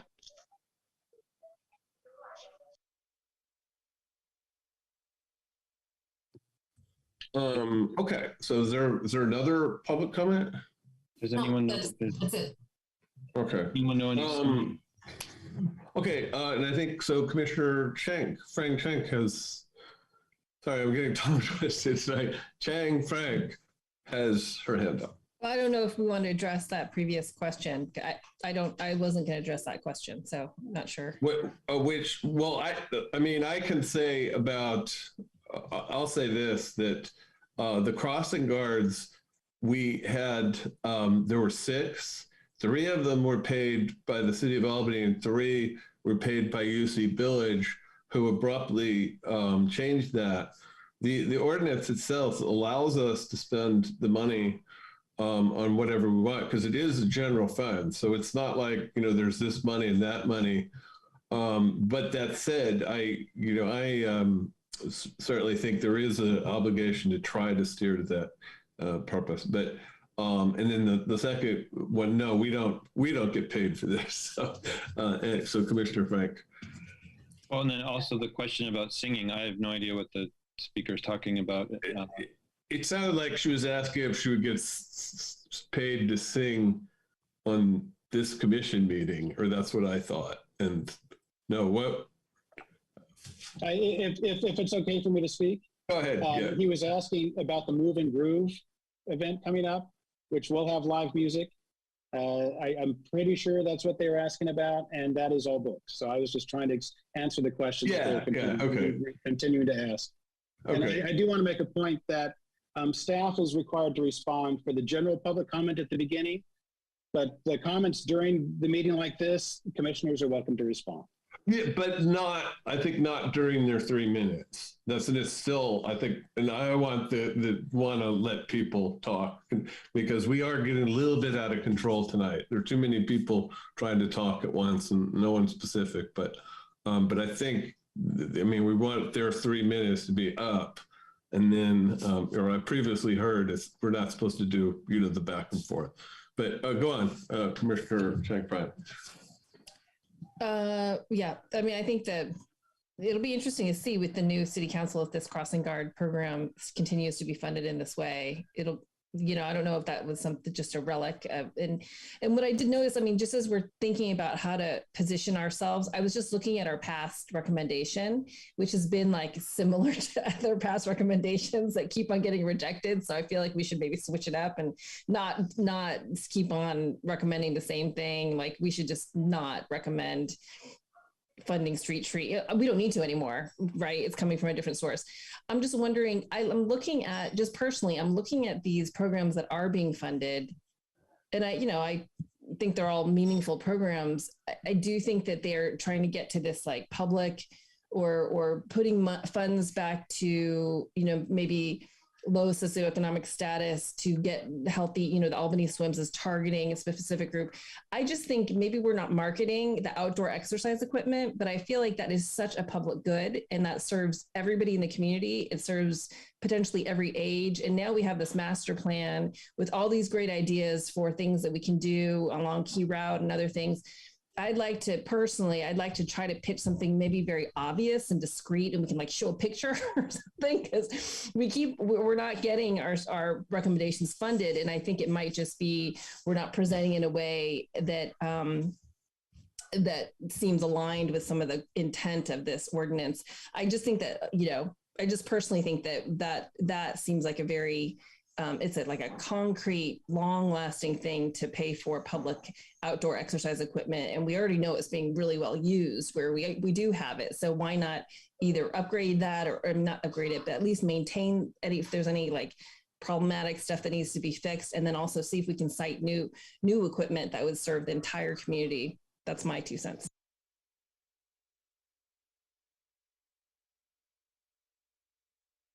Commissioner Martin.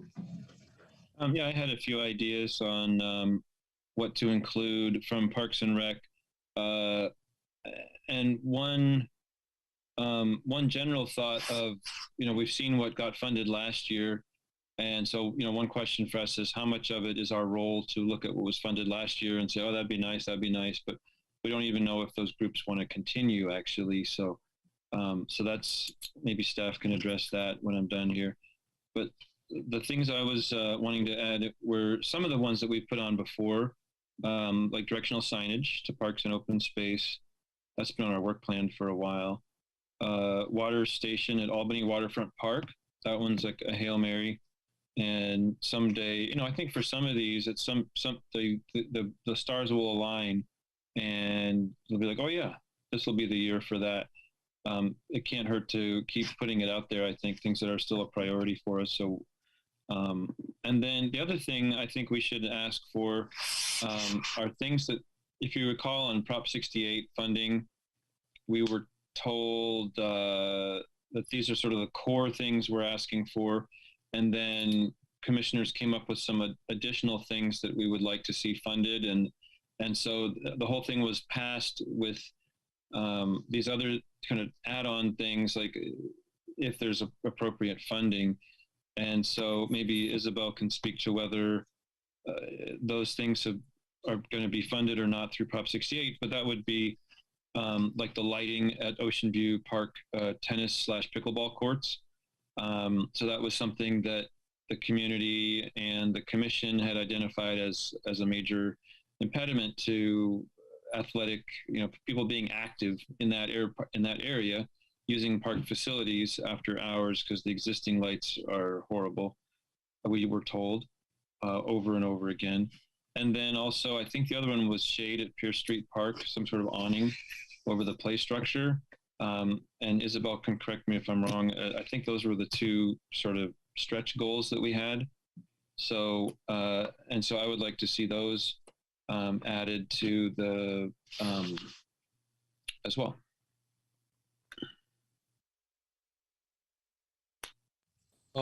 Okay, so is there anybody else? Commissioner Price.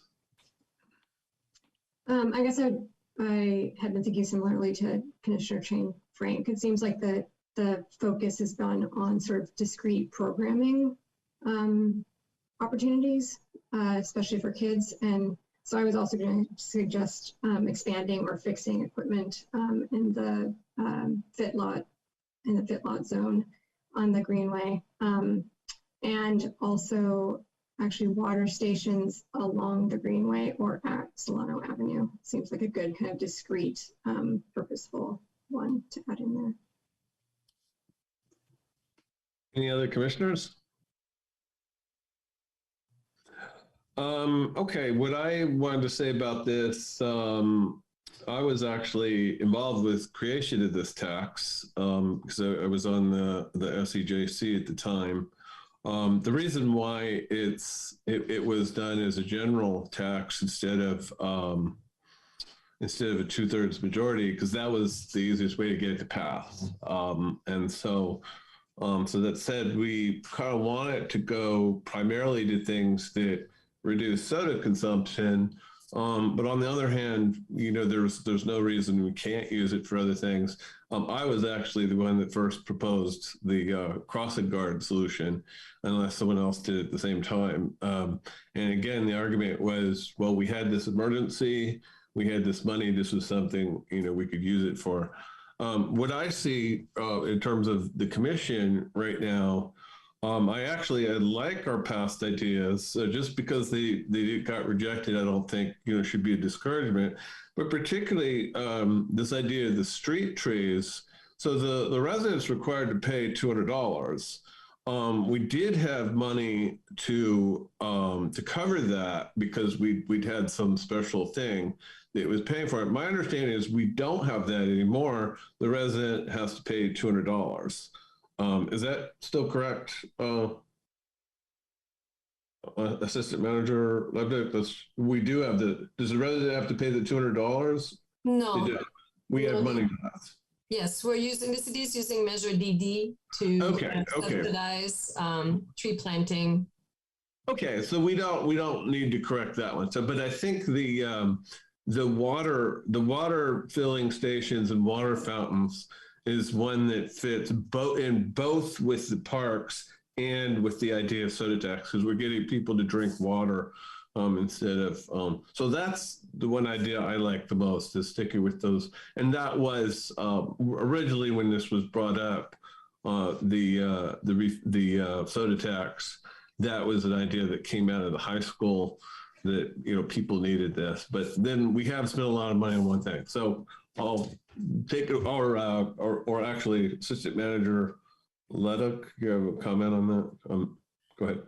Oh, no, I was just going to say, I was looking at what you had suggested last year, and I just wanted to tell you that the Walk and Roll to the Shore event has changed the Move and Groove event. So it's an event that was changed and approved by council.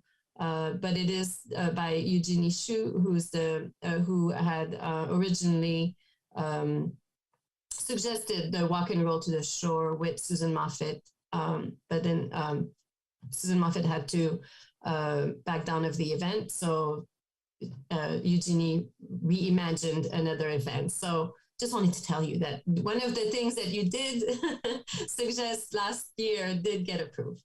Well, the commission got renamed along with the idea, sounds like, too. So, okay. So then, Commissioner Abbott. Just again, providing a little historical perspective, we're talking about the water stations. That actually was one of the first year we did this as the commission. The water filling stations you see on the Greenway, and drinking fountains and water filling stations in the parks, that was a recommendation. I think not just from this commission, I think another one as well, that did come from the soda tax money. I just wanted to clarify that.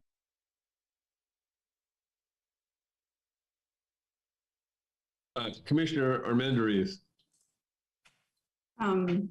Just a couple of questions. I'm just curious, is anybody have any insight to why some of the things that we've proposed a few times were not, or is it just, I wasn't privy to any of the council's discussion on it. So I'm just curious, are we going to just be shooting ourselves in the foot if we propose something on there again, that's, clearly the council has made clear they don't think the money should be used for.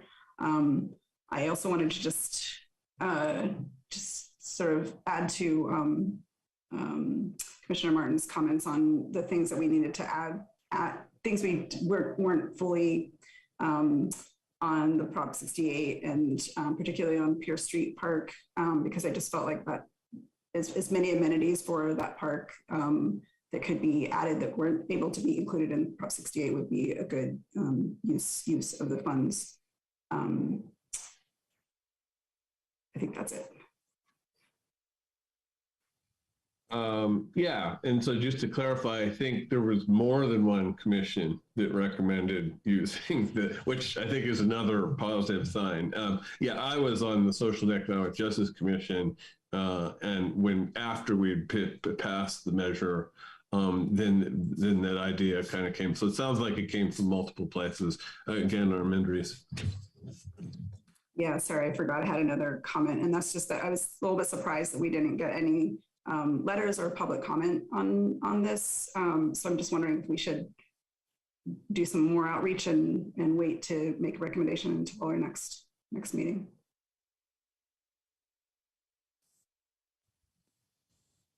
I guess, I don't think we can do that. I think, are we supposed to make a recommendation today, or are we just hearing?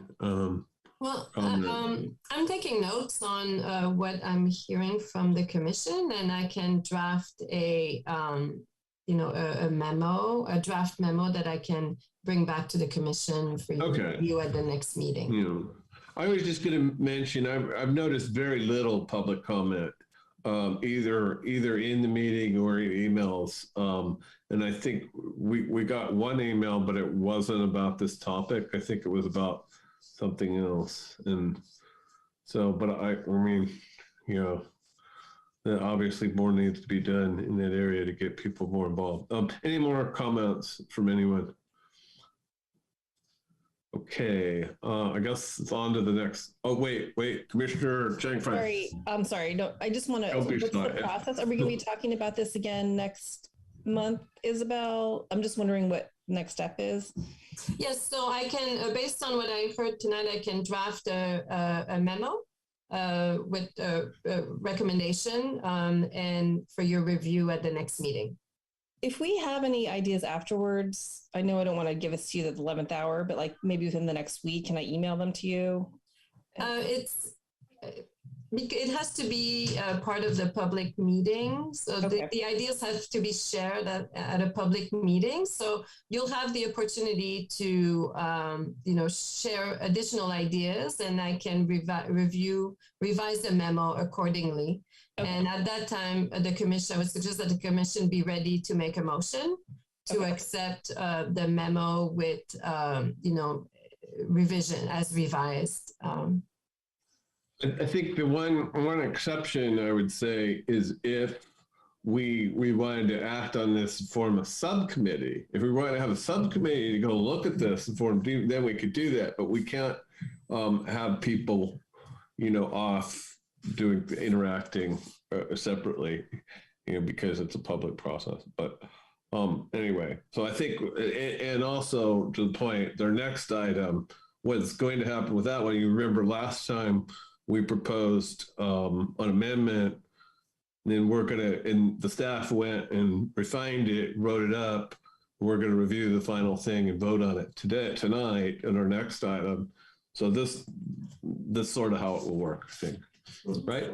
Well, you can also, do a subcommittee if there's commissioners who are interested in diving deeper into this, and then submit, a recommendation or items for the commission to consider at the next meeting, in addition to the memo, and then staff can, work to put all the information together for a recommendation to council. So if there's a desire to do that, that is also possible. So in other words, Commissioner Frank, you could team up with, say, one of the other commissioners that feel strongly about this, and you could go discuss it together, and then you could come back and report to us at the next meeting. But I think we have a timeline though, right? We have to make a decision by the next meeting. Mm-hmm. The recommendation has to be done by at the next meeting. So I think if anybody's interested, I'd be happy to just do one meeting. I wouldn't spend too much time on it if it's just, ideas throwing around, but I don't know if anybody's interested. Otherwise, I'm happy to just come to the next meeting with some ideas if if there's any new ones.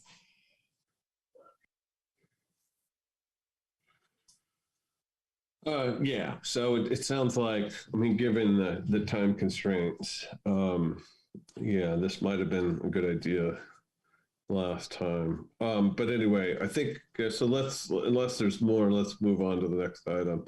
And then we'll do that. We'll have, Isabel's going to kind of write up, because we did say a lot. She's going to write that up, and then we'll talk about it next time and make a final recommendation. And so on to the next item, which is our amendment to the work plan that was requested by commissioners the last meeting. So do we have a staff report?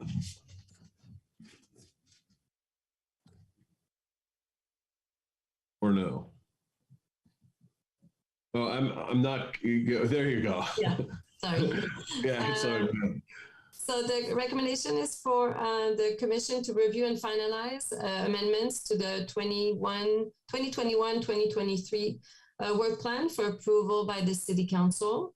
At your last meeting, you reviewed your work plan, and that was approved on May 3rd and identified accomplishments. And you also decided to include 2 new items that had been adopted as part of the Parks, Recreation, Open Space Master Plan, which were research and develop standards and guidelines for flex court integration, and research a process to organize community expert groups to assist with maintenance and management of parks and open spaces.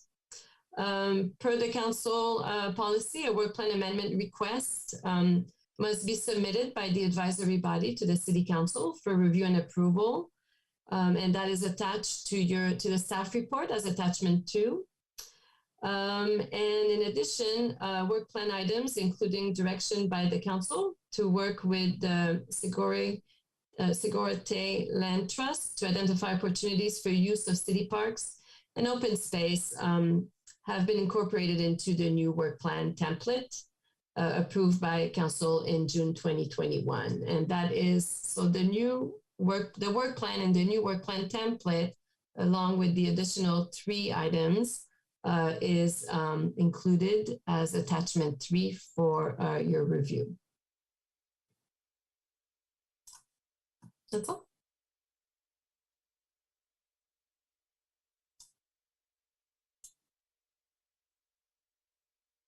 Commissioner Beal, I think you're muted. Thank you. It seems to be running in the family.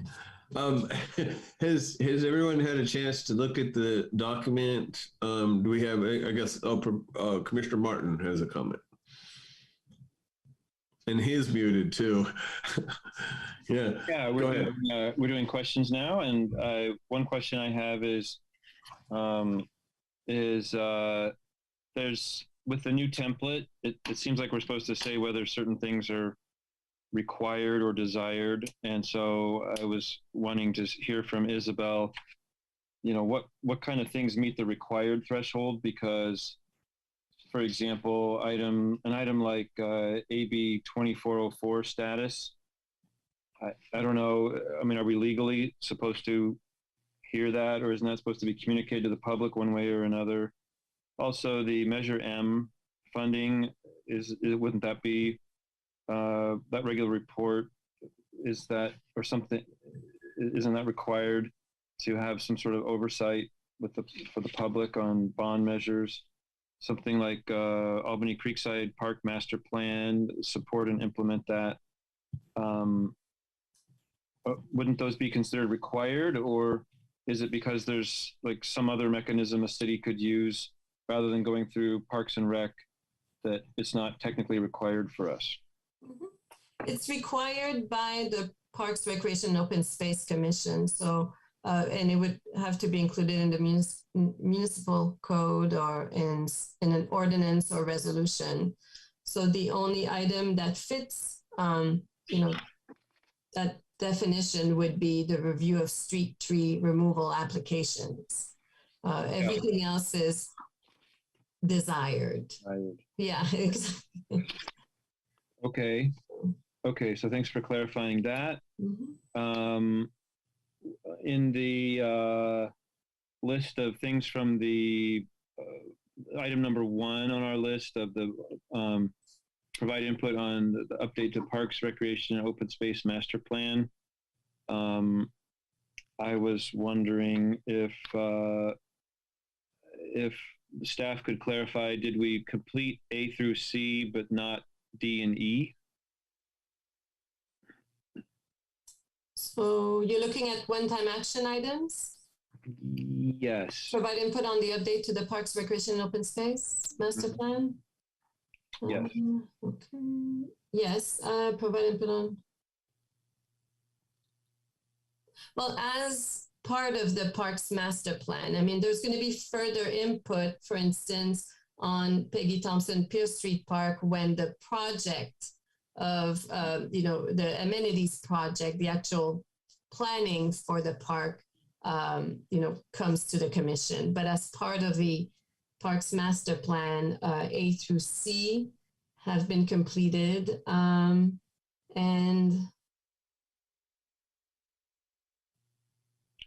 D and E, it has the word investigate. So that to me seems like,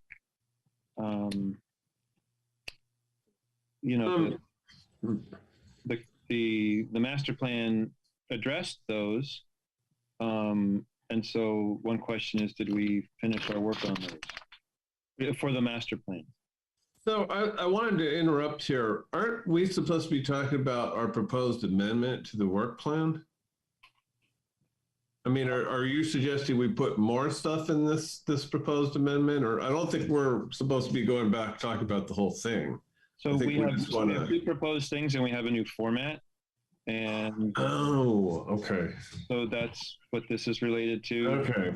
Is how the format works. Okay. Yeah, my apologies. How the format works. Yeah. And I guess clarity on item number 1. So I guess my question is, for item number 1, I want to get some clarity on that, because some of the things seem like they definitely were related to the open space, the Parks and Rec open space master plan. And then others seem like the D and E with the word investigate there seems like that's like an ongoing thing that would be a separate item. I mean, certainly we heard about those items as part of the master plan, but the fact that it says investigate seems to be like an open-ended thing. And should we maybe change the word investigate? Okay, so I'll just leave it at that for now. For item number 2, I realized as I was looking at it, it wasn't an item that I came up with, and I don't remember kind of reading it. It wasn't clear to me what it was exactly. So my concern would be that the city council, if they simply read the language in our application, that they might have questions that whoever's presenting this might not be able to answer. And the language of it is research a process to organize community expert groups to assist with the maintenance and management of parks and open spaces. And on that note, my comment on the presentation would maybe, I'm not sure how this works, but usually the chairman presents these things, but there were 2 proponents for each of these changes. And I think, you 2 would be welcome to attend the meeting. Certainly, would that work, Isabel, if we had the 2 people, if they were available to answer more detailed questions when we make the presentation? Yeah, it's whatever the commission desires to do. Okay. Usually it's the chair, but if the chair wants to delegate to other members. My suggestion was sometimes you see this with groups that do things for the city, that there'll be like 2 or 3 people that do a presentation like you do, like you're doing tonight. You had 3 people from the city, 3 people from the commission. Is that possible to do that or not? Well, not allowed in? what I would say is that I think it's ideal if the chair who's presenting and Isabel, who I think will also be there, are clear on it themselves. And then if anybody else can make the meeting, fine. Right. But so I'd like That's to what I make meant. sure, I'd like to make sure that Isabel and Commissioner and Chair Beal are comfortable with what these are asking for. And this is a document between the commission and the council. Chair can, the staff is there to provide additional information, but it's really a discussion between the commission and the council. Okay, and so I guess, all right, I think that's it for my questions. Thanks. So, and I think on my side, I think you want some confidence they'll be able to present this. From my side, I think maybe in here or somehow, maybe in some format, we need more as to what, why people think this is important. What am I going to have to say to fight for this, so forth. That's all. I guess, maybe we need something. It would be good to have something in there. I don't know if this format allows it, but just explaining why we think this is a good idea. That's essentially, I don't think there's a question of what this is. It's more, why do we want to do it? Why do we think we need to add the? Does that make sense? Commissioner Price? I not as part of the question period, I was going to suggest some text edits to that specific thing to help clarify maybe. I do have one quick question though, on the first number one, continue to support implementation of the Albany Hill Creekside Park Master Plan. It seems like it doesn't really have a home. It doesn't fall under any of the subcategories. Was that intentional, Isabel? Or yes, because it's it's not a regular report. It's an ongoing item. It's not a one-time action, and it's not a recurring action either. So that one feels like it, should be on its own at the top there. I'm open to, I did the crossover, but I'm open to, if somebody wants to take it home and make changes and bring it back at the next meeting, that's perfectly fine. This is a first draft. And if the commission wants to work on it outside of a meeting, that's perfectly fine. My comment on that would be, time is ticking. So, and our term's going to end we only have so many meetings left. So, but if that's what the commission wants, back to you, Commissioner Price. Oh, I just couldn't tell if the intent in the format was that everything fell underneath those subcategories, or, if there's sort of a general top list that, that's all. Yeah. Commissioner Martin? I think in hearing Commissioner Price talk about that item, I think I realized maybe I was confused and maybe some on item number one about the Parks Master Plan. When it said provide input on the update to the master plan, I was thinking it meant provide input on the creation of the Parks Master Plan. But Isabel, is this trying to say provide ongoing input on the updated Parks No.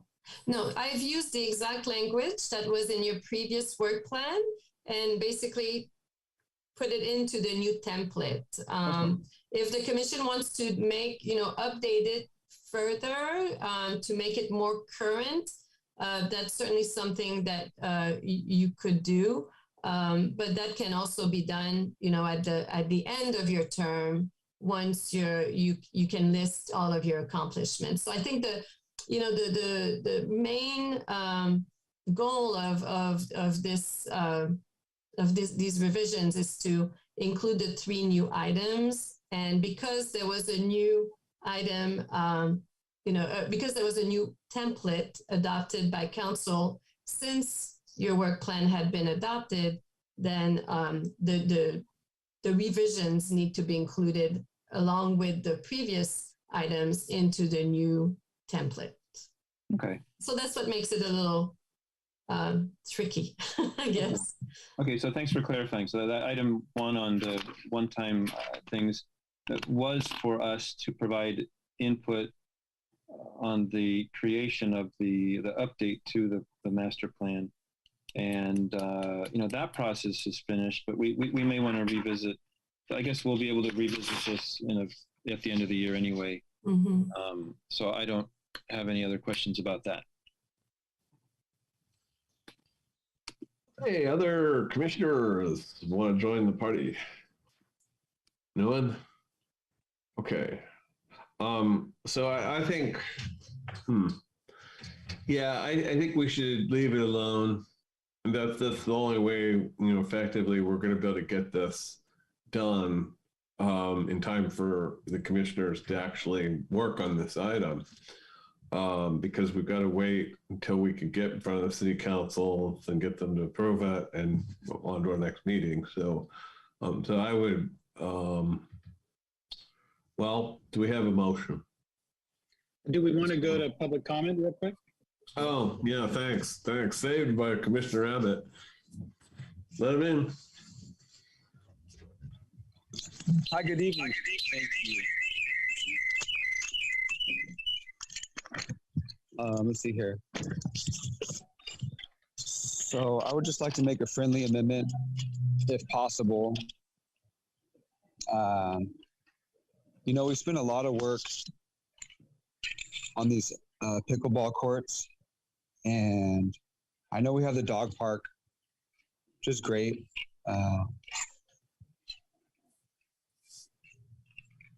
When people come to play pickleball, it would be nice if every single pickleball court had a brand new water filling station or a drinking fountain, because I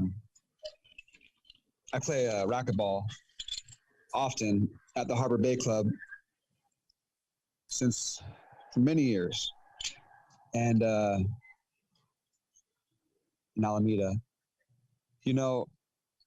When you play sports like that, I want to drink some water. So how could we possibly encourage people to play pickleball, right? So offer a new water filling station.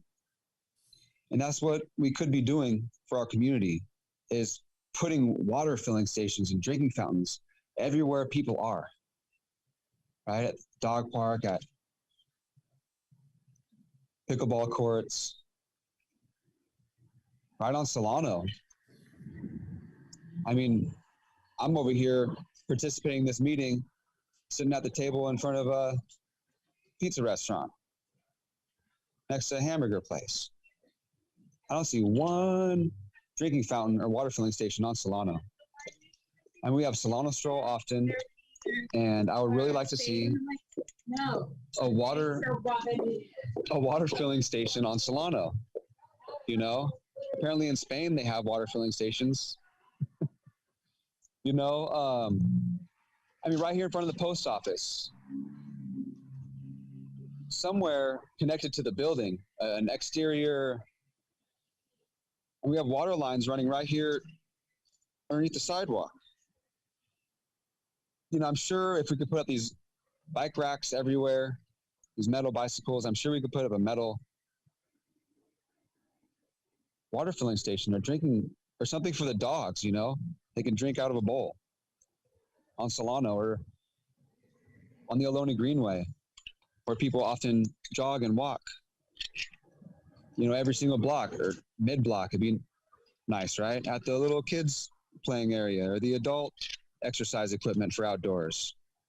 Have a drinking fountain. We got to encourage our community to drink water. Please put water everywhere. Thank you.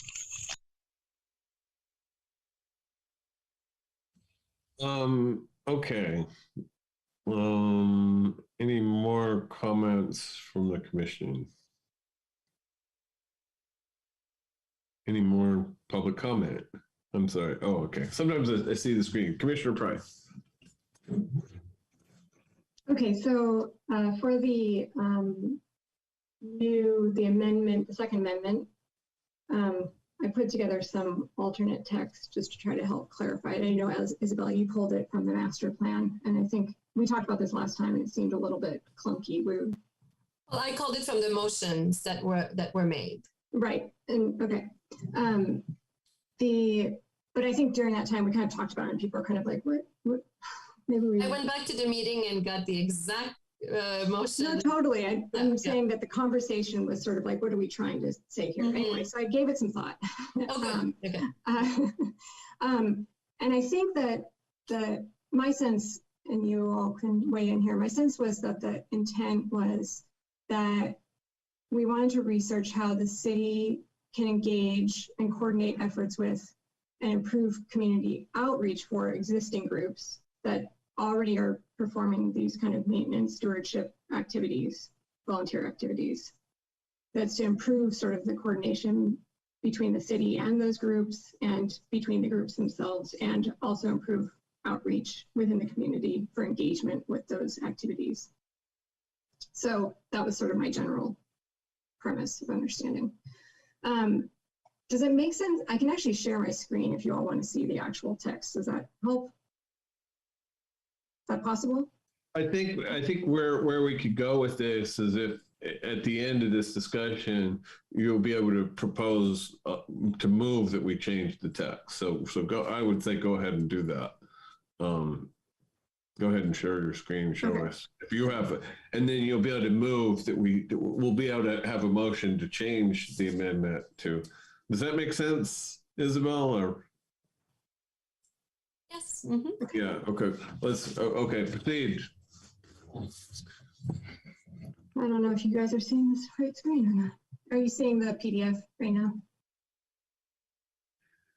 Yes. Okay, so in red, research and develop processes for the city and community to engage and coordinate with community expert groups involved with the stewardship and management of Albany parks and open spaces.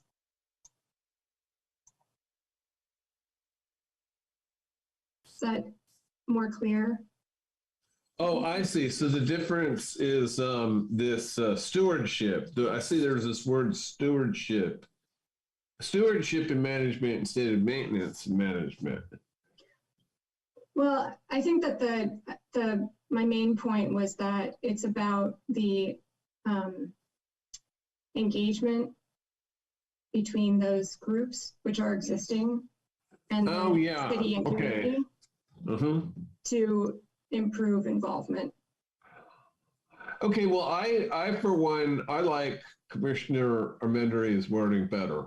And if there's, we have more discussion about it, and then I think we got Commissioner Martin. Yeah, I think the word involved in the having that in the past tense helped me understand it better.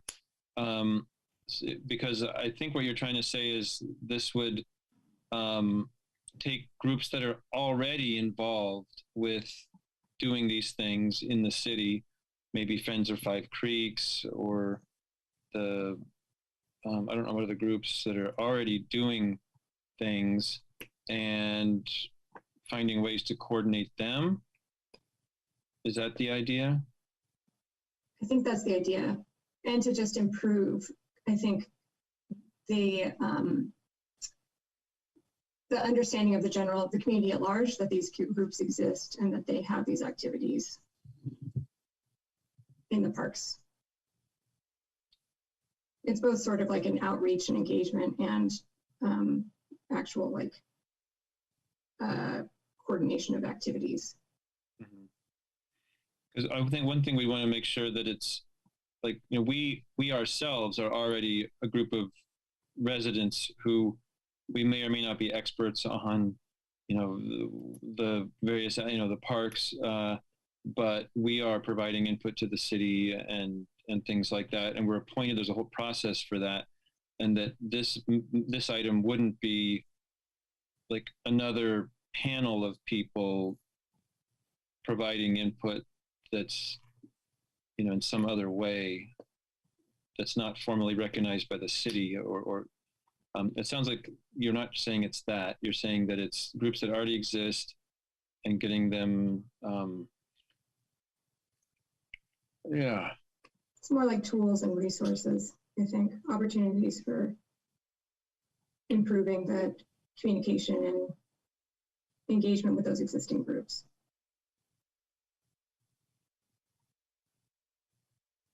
Okay.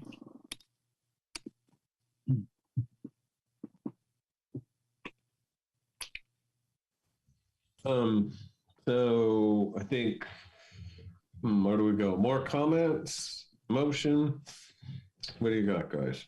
Or maybe it would help to identify some of the groups. So are you thinking of the Love the Bulb and Friends of Five Creeks and maybe the Lijon? And the Albany Hill folks. Now, my thought on that is better to leave it open-ended because it could change over time, and it's also like, well, are you mandating some? Are you codifying that specific groups are going to have some sort of special privilege or whatever? I think so. I like the more general one, but. What do the other commissioners think? Commissioner Frank. Yeah, I mean, I think that it's fine to be more open. I mean, I think we're maybe just because we haven't had this as a specific work item, we're being really particular about it, but it is just an investigation. So I wouldn't want to scare the city council into thinking we're trying to create a whole nother body, advisory body. And I don't think that's the intent of the commissioners either. So maybe we can, I don't know. I don't want to make too much of including the support plan. If they're willing, if we have commissioners willing to do the work, I would support it. I guess is what I'm saying.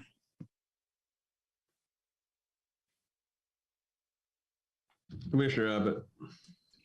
So I think the question I have, and I think maybe this is kind of getting at the core of what we're talking about here, what are we hoping the city gains from this? What is the advantage of this item? So we have a program that engages these groups that are already doing things. The groups, that's why they're a group. So what are we hoping to get out of this?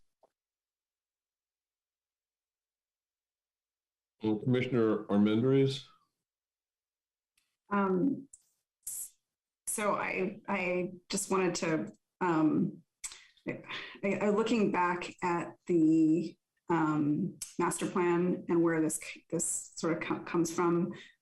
So the words that are in our plan right now are actually the words from the plan, the master plan.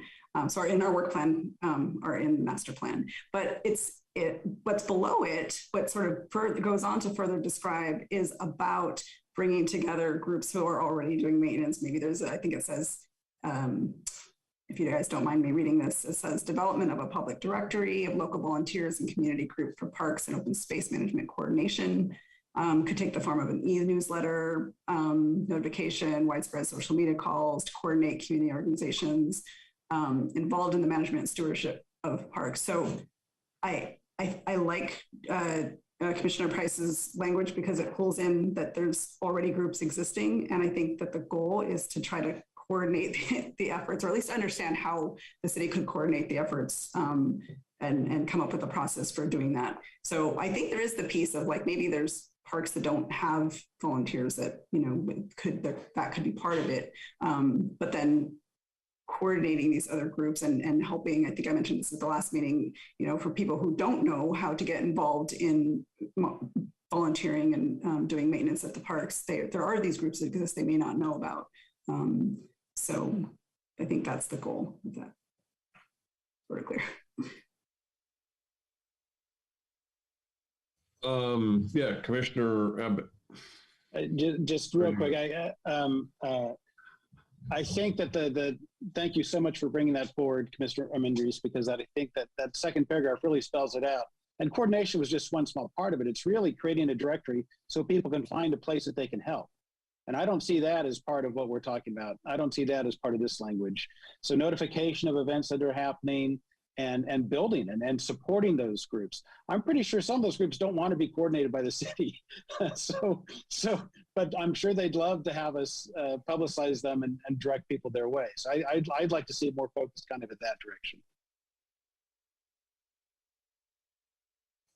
I guess, my comment is we have to stay in, what can we do as a commission? What can, what's done by the department? But, okay, well, I think if there's no more comment, I think we need a motion to either to adopt Commissioner Price's amendment to the amendment or to stay with the existing amendment. And if we're going to have what I first suggested, maybe we want to bring it up on the screen again. But does anyone want to make a motion, or are there more comments? It seems to me like we need to wordsmith it some more. I like some of what Commissioner Abbott was saying and what Commissioner Menderes were saying. And I think Commissioner Price had an improved version on her screen that we were seeing over what we originally said at the last meeting. So if we could see that, Commissioner Price, can you show if you could, Commissioner Price, if it's possible, bring that up again, and we'll. Especially, I like the way you had the old version in your or Isabel's version and your version side by side, so I we can see. I actually just started editing it based on. Oh well, okay. Well, if you can make it so that they're like we could see them. Yeah, okay, that's good. The way you have it's fine. I'm going to back out of it. I'll pull it back down so that that you can see both. Yes. Like, one second. Okay, I know there's a delay on Zoom, so that. Okay, well, this is what I showed you before, upper one, and then here I think what I was just hearing for the city and community to engage with and publicize.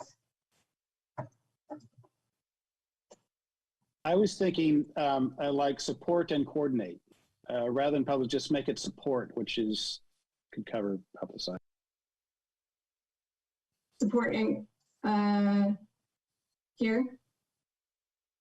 Well, it could be engage and support or support and coordinate but engage. I like engage better. Coordinate. I think someone made the comment. I don't think community groups want to be coordinated. It sounds like.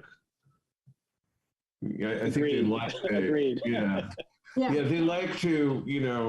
The whole point is that they're taking on what the city can't do. So the idea of the city telling them what to do is a little bit offensive. But then we have to. We have to. Sort of like we have to unlock the gate for them, and I guess I would say stewardship's problematic too, though, because I don't think any community group has stewardship implies rights, and I think that stewardship implies care. Actually. Oh, you're right. You're right. Or just change it to care? How would that be? Yeah, I do like care better. Yeah, because I like if I had trouble interpreting words, then other people probably will too. But the care and management, I think that's a lot clearer. But even management, now management doesn't make sense because community group can't manage the park. Only the Parks and Recreation Department could do that, or the Public Works. We care and upkeep. Well, but it's also programming too, right? Or things like that. And we're saying involved with. We're not saying responsible for, like being the sole people solely responsible. Well, I definitely like care. I'm 100%. That's beautiful. So even if we just left it at care, would that work for people? And took out management? I'm gonna push for management. I think that some of what Love the Bulb does could be considered management. I think that what the community gardeners do could be considered management, and I think that that's not inappropriate. Friends of Five Creeks definitely has all kinds of plans and implements them. And Well, what I'm saying, management implies that you have authority, and none of those groups have any authority over the park. So that's why I don't like it. Okay. Yeah, I think that's actually true. But I agree with Commissioner Beal that what about upkeep? Yeah, upkeep's good. Yeah, I think you suggested it, but yeah, just something I would worry about giving that role. I don't know. Isabel, do you have any idea? Do you have any thoughts about that? Do you worry about that? I think I like upkeep as well, with care programming. Yeah, and upkeep. Mm-hmm.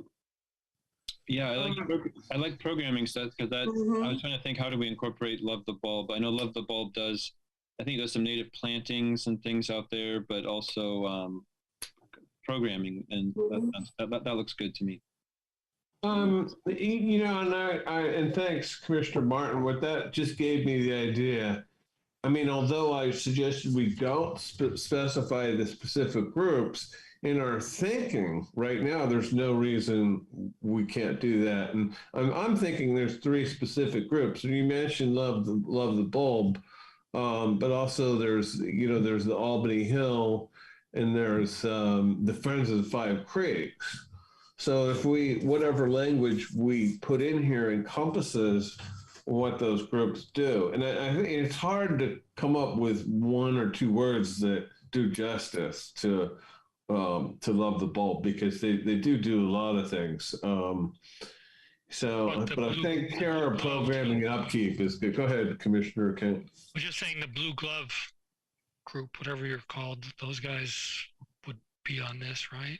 They're out there too, but I don't know, Todd. It's not parks and open space. I mean, we do clean around the creek, but it's not really parks. But the streets, the open space is definitely, the streets are open space. Well, I can tell you for sure, we don't want to be coordinated. And I don't think they want drinking water either, but yeah, I think I'd love to put one there, but I don't think the businesses would like it. Yeah, I really like what we've got here. Any more hammering around? We got 9 minutes before we have to vote to extend. I'm not sure when we have to stop extend. Yeah, that looks good to me. And I didn't want to actually list specific groups. I just wanted to brainstorm tonight which groups we're thinking of would apply to this, so that would help our discussions. And I think it has. So I think the language looks a lot better, and I would be fine with that. Okay. So can we have a motion to change the document, say what Commissioner Price just said on the screen? Someone? May I say Unless Commissioner Isabel. Yeah, can the motion include also changes to the work plan? So it would be, modification to the work plan and the amendment form. Right. Anyone? I will so move. Okay. So second. I'll second. Okay. Okay. Can we have a roll call vote? Yes. Commissioner Abbott? Yes. Commissioner Armendariz? Yes. Commissioner Frank? Yes. Commissioner Kent? Yes. Commissioner Martin? Yes. Commissioner Price? Yes. And Chair Beal? Yes. The motion carries. Okay, so that means I have to go back to the agenda.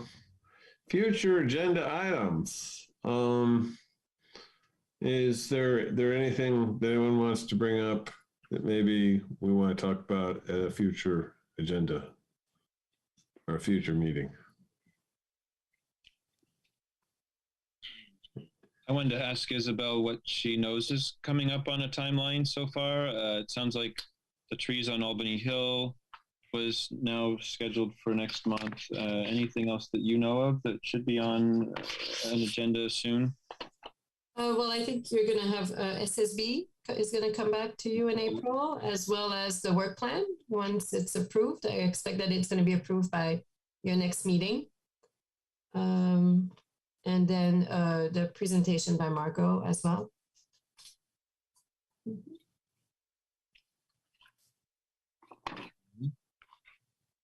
Okay.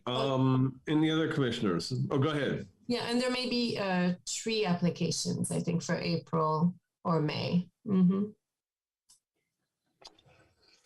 Yeah. Okay. Any other commissioners?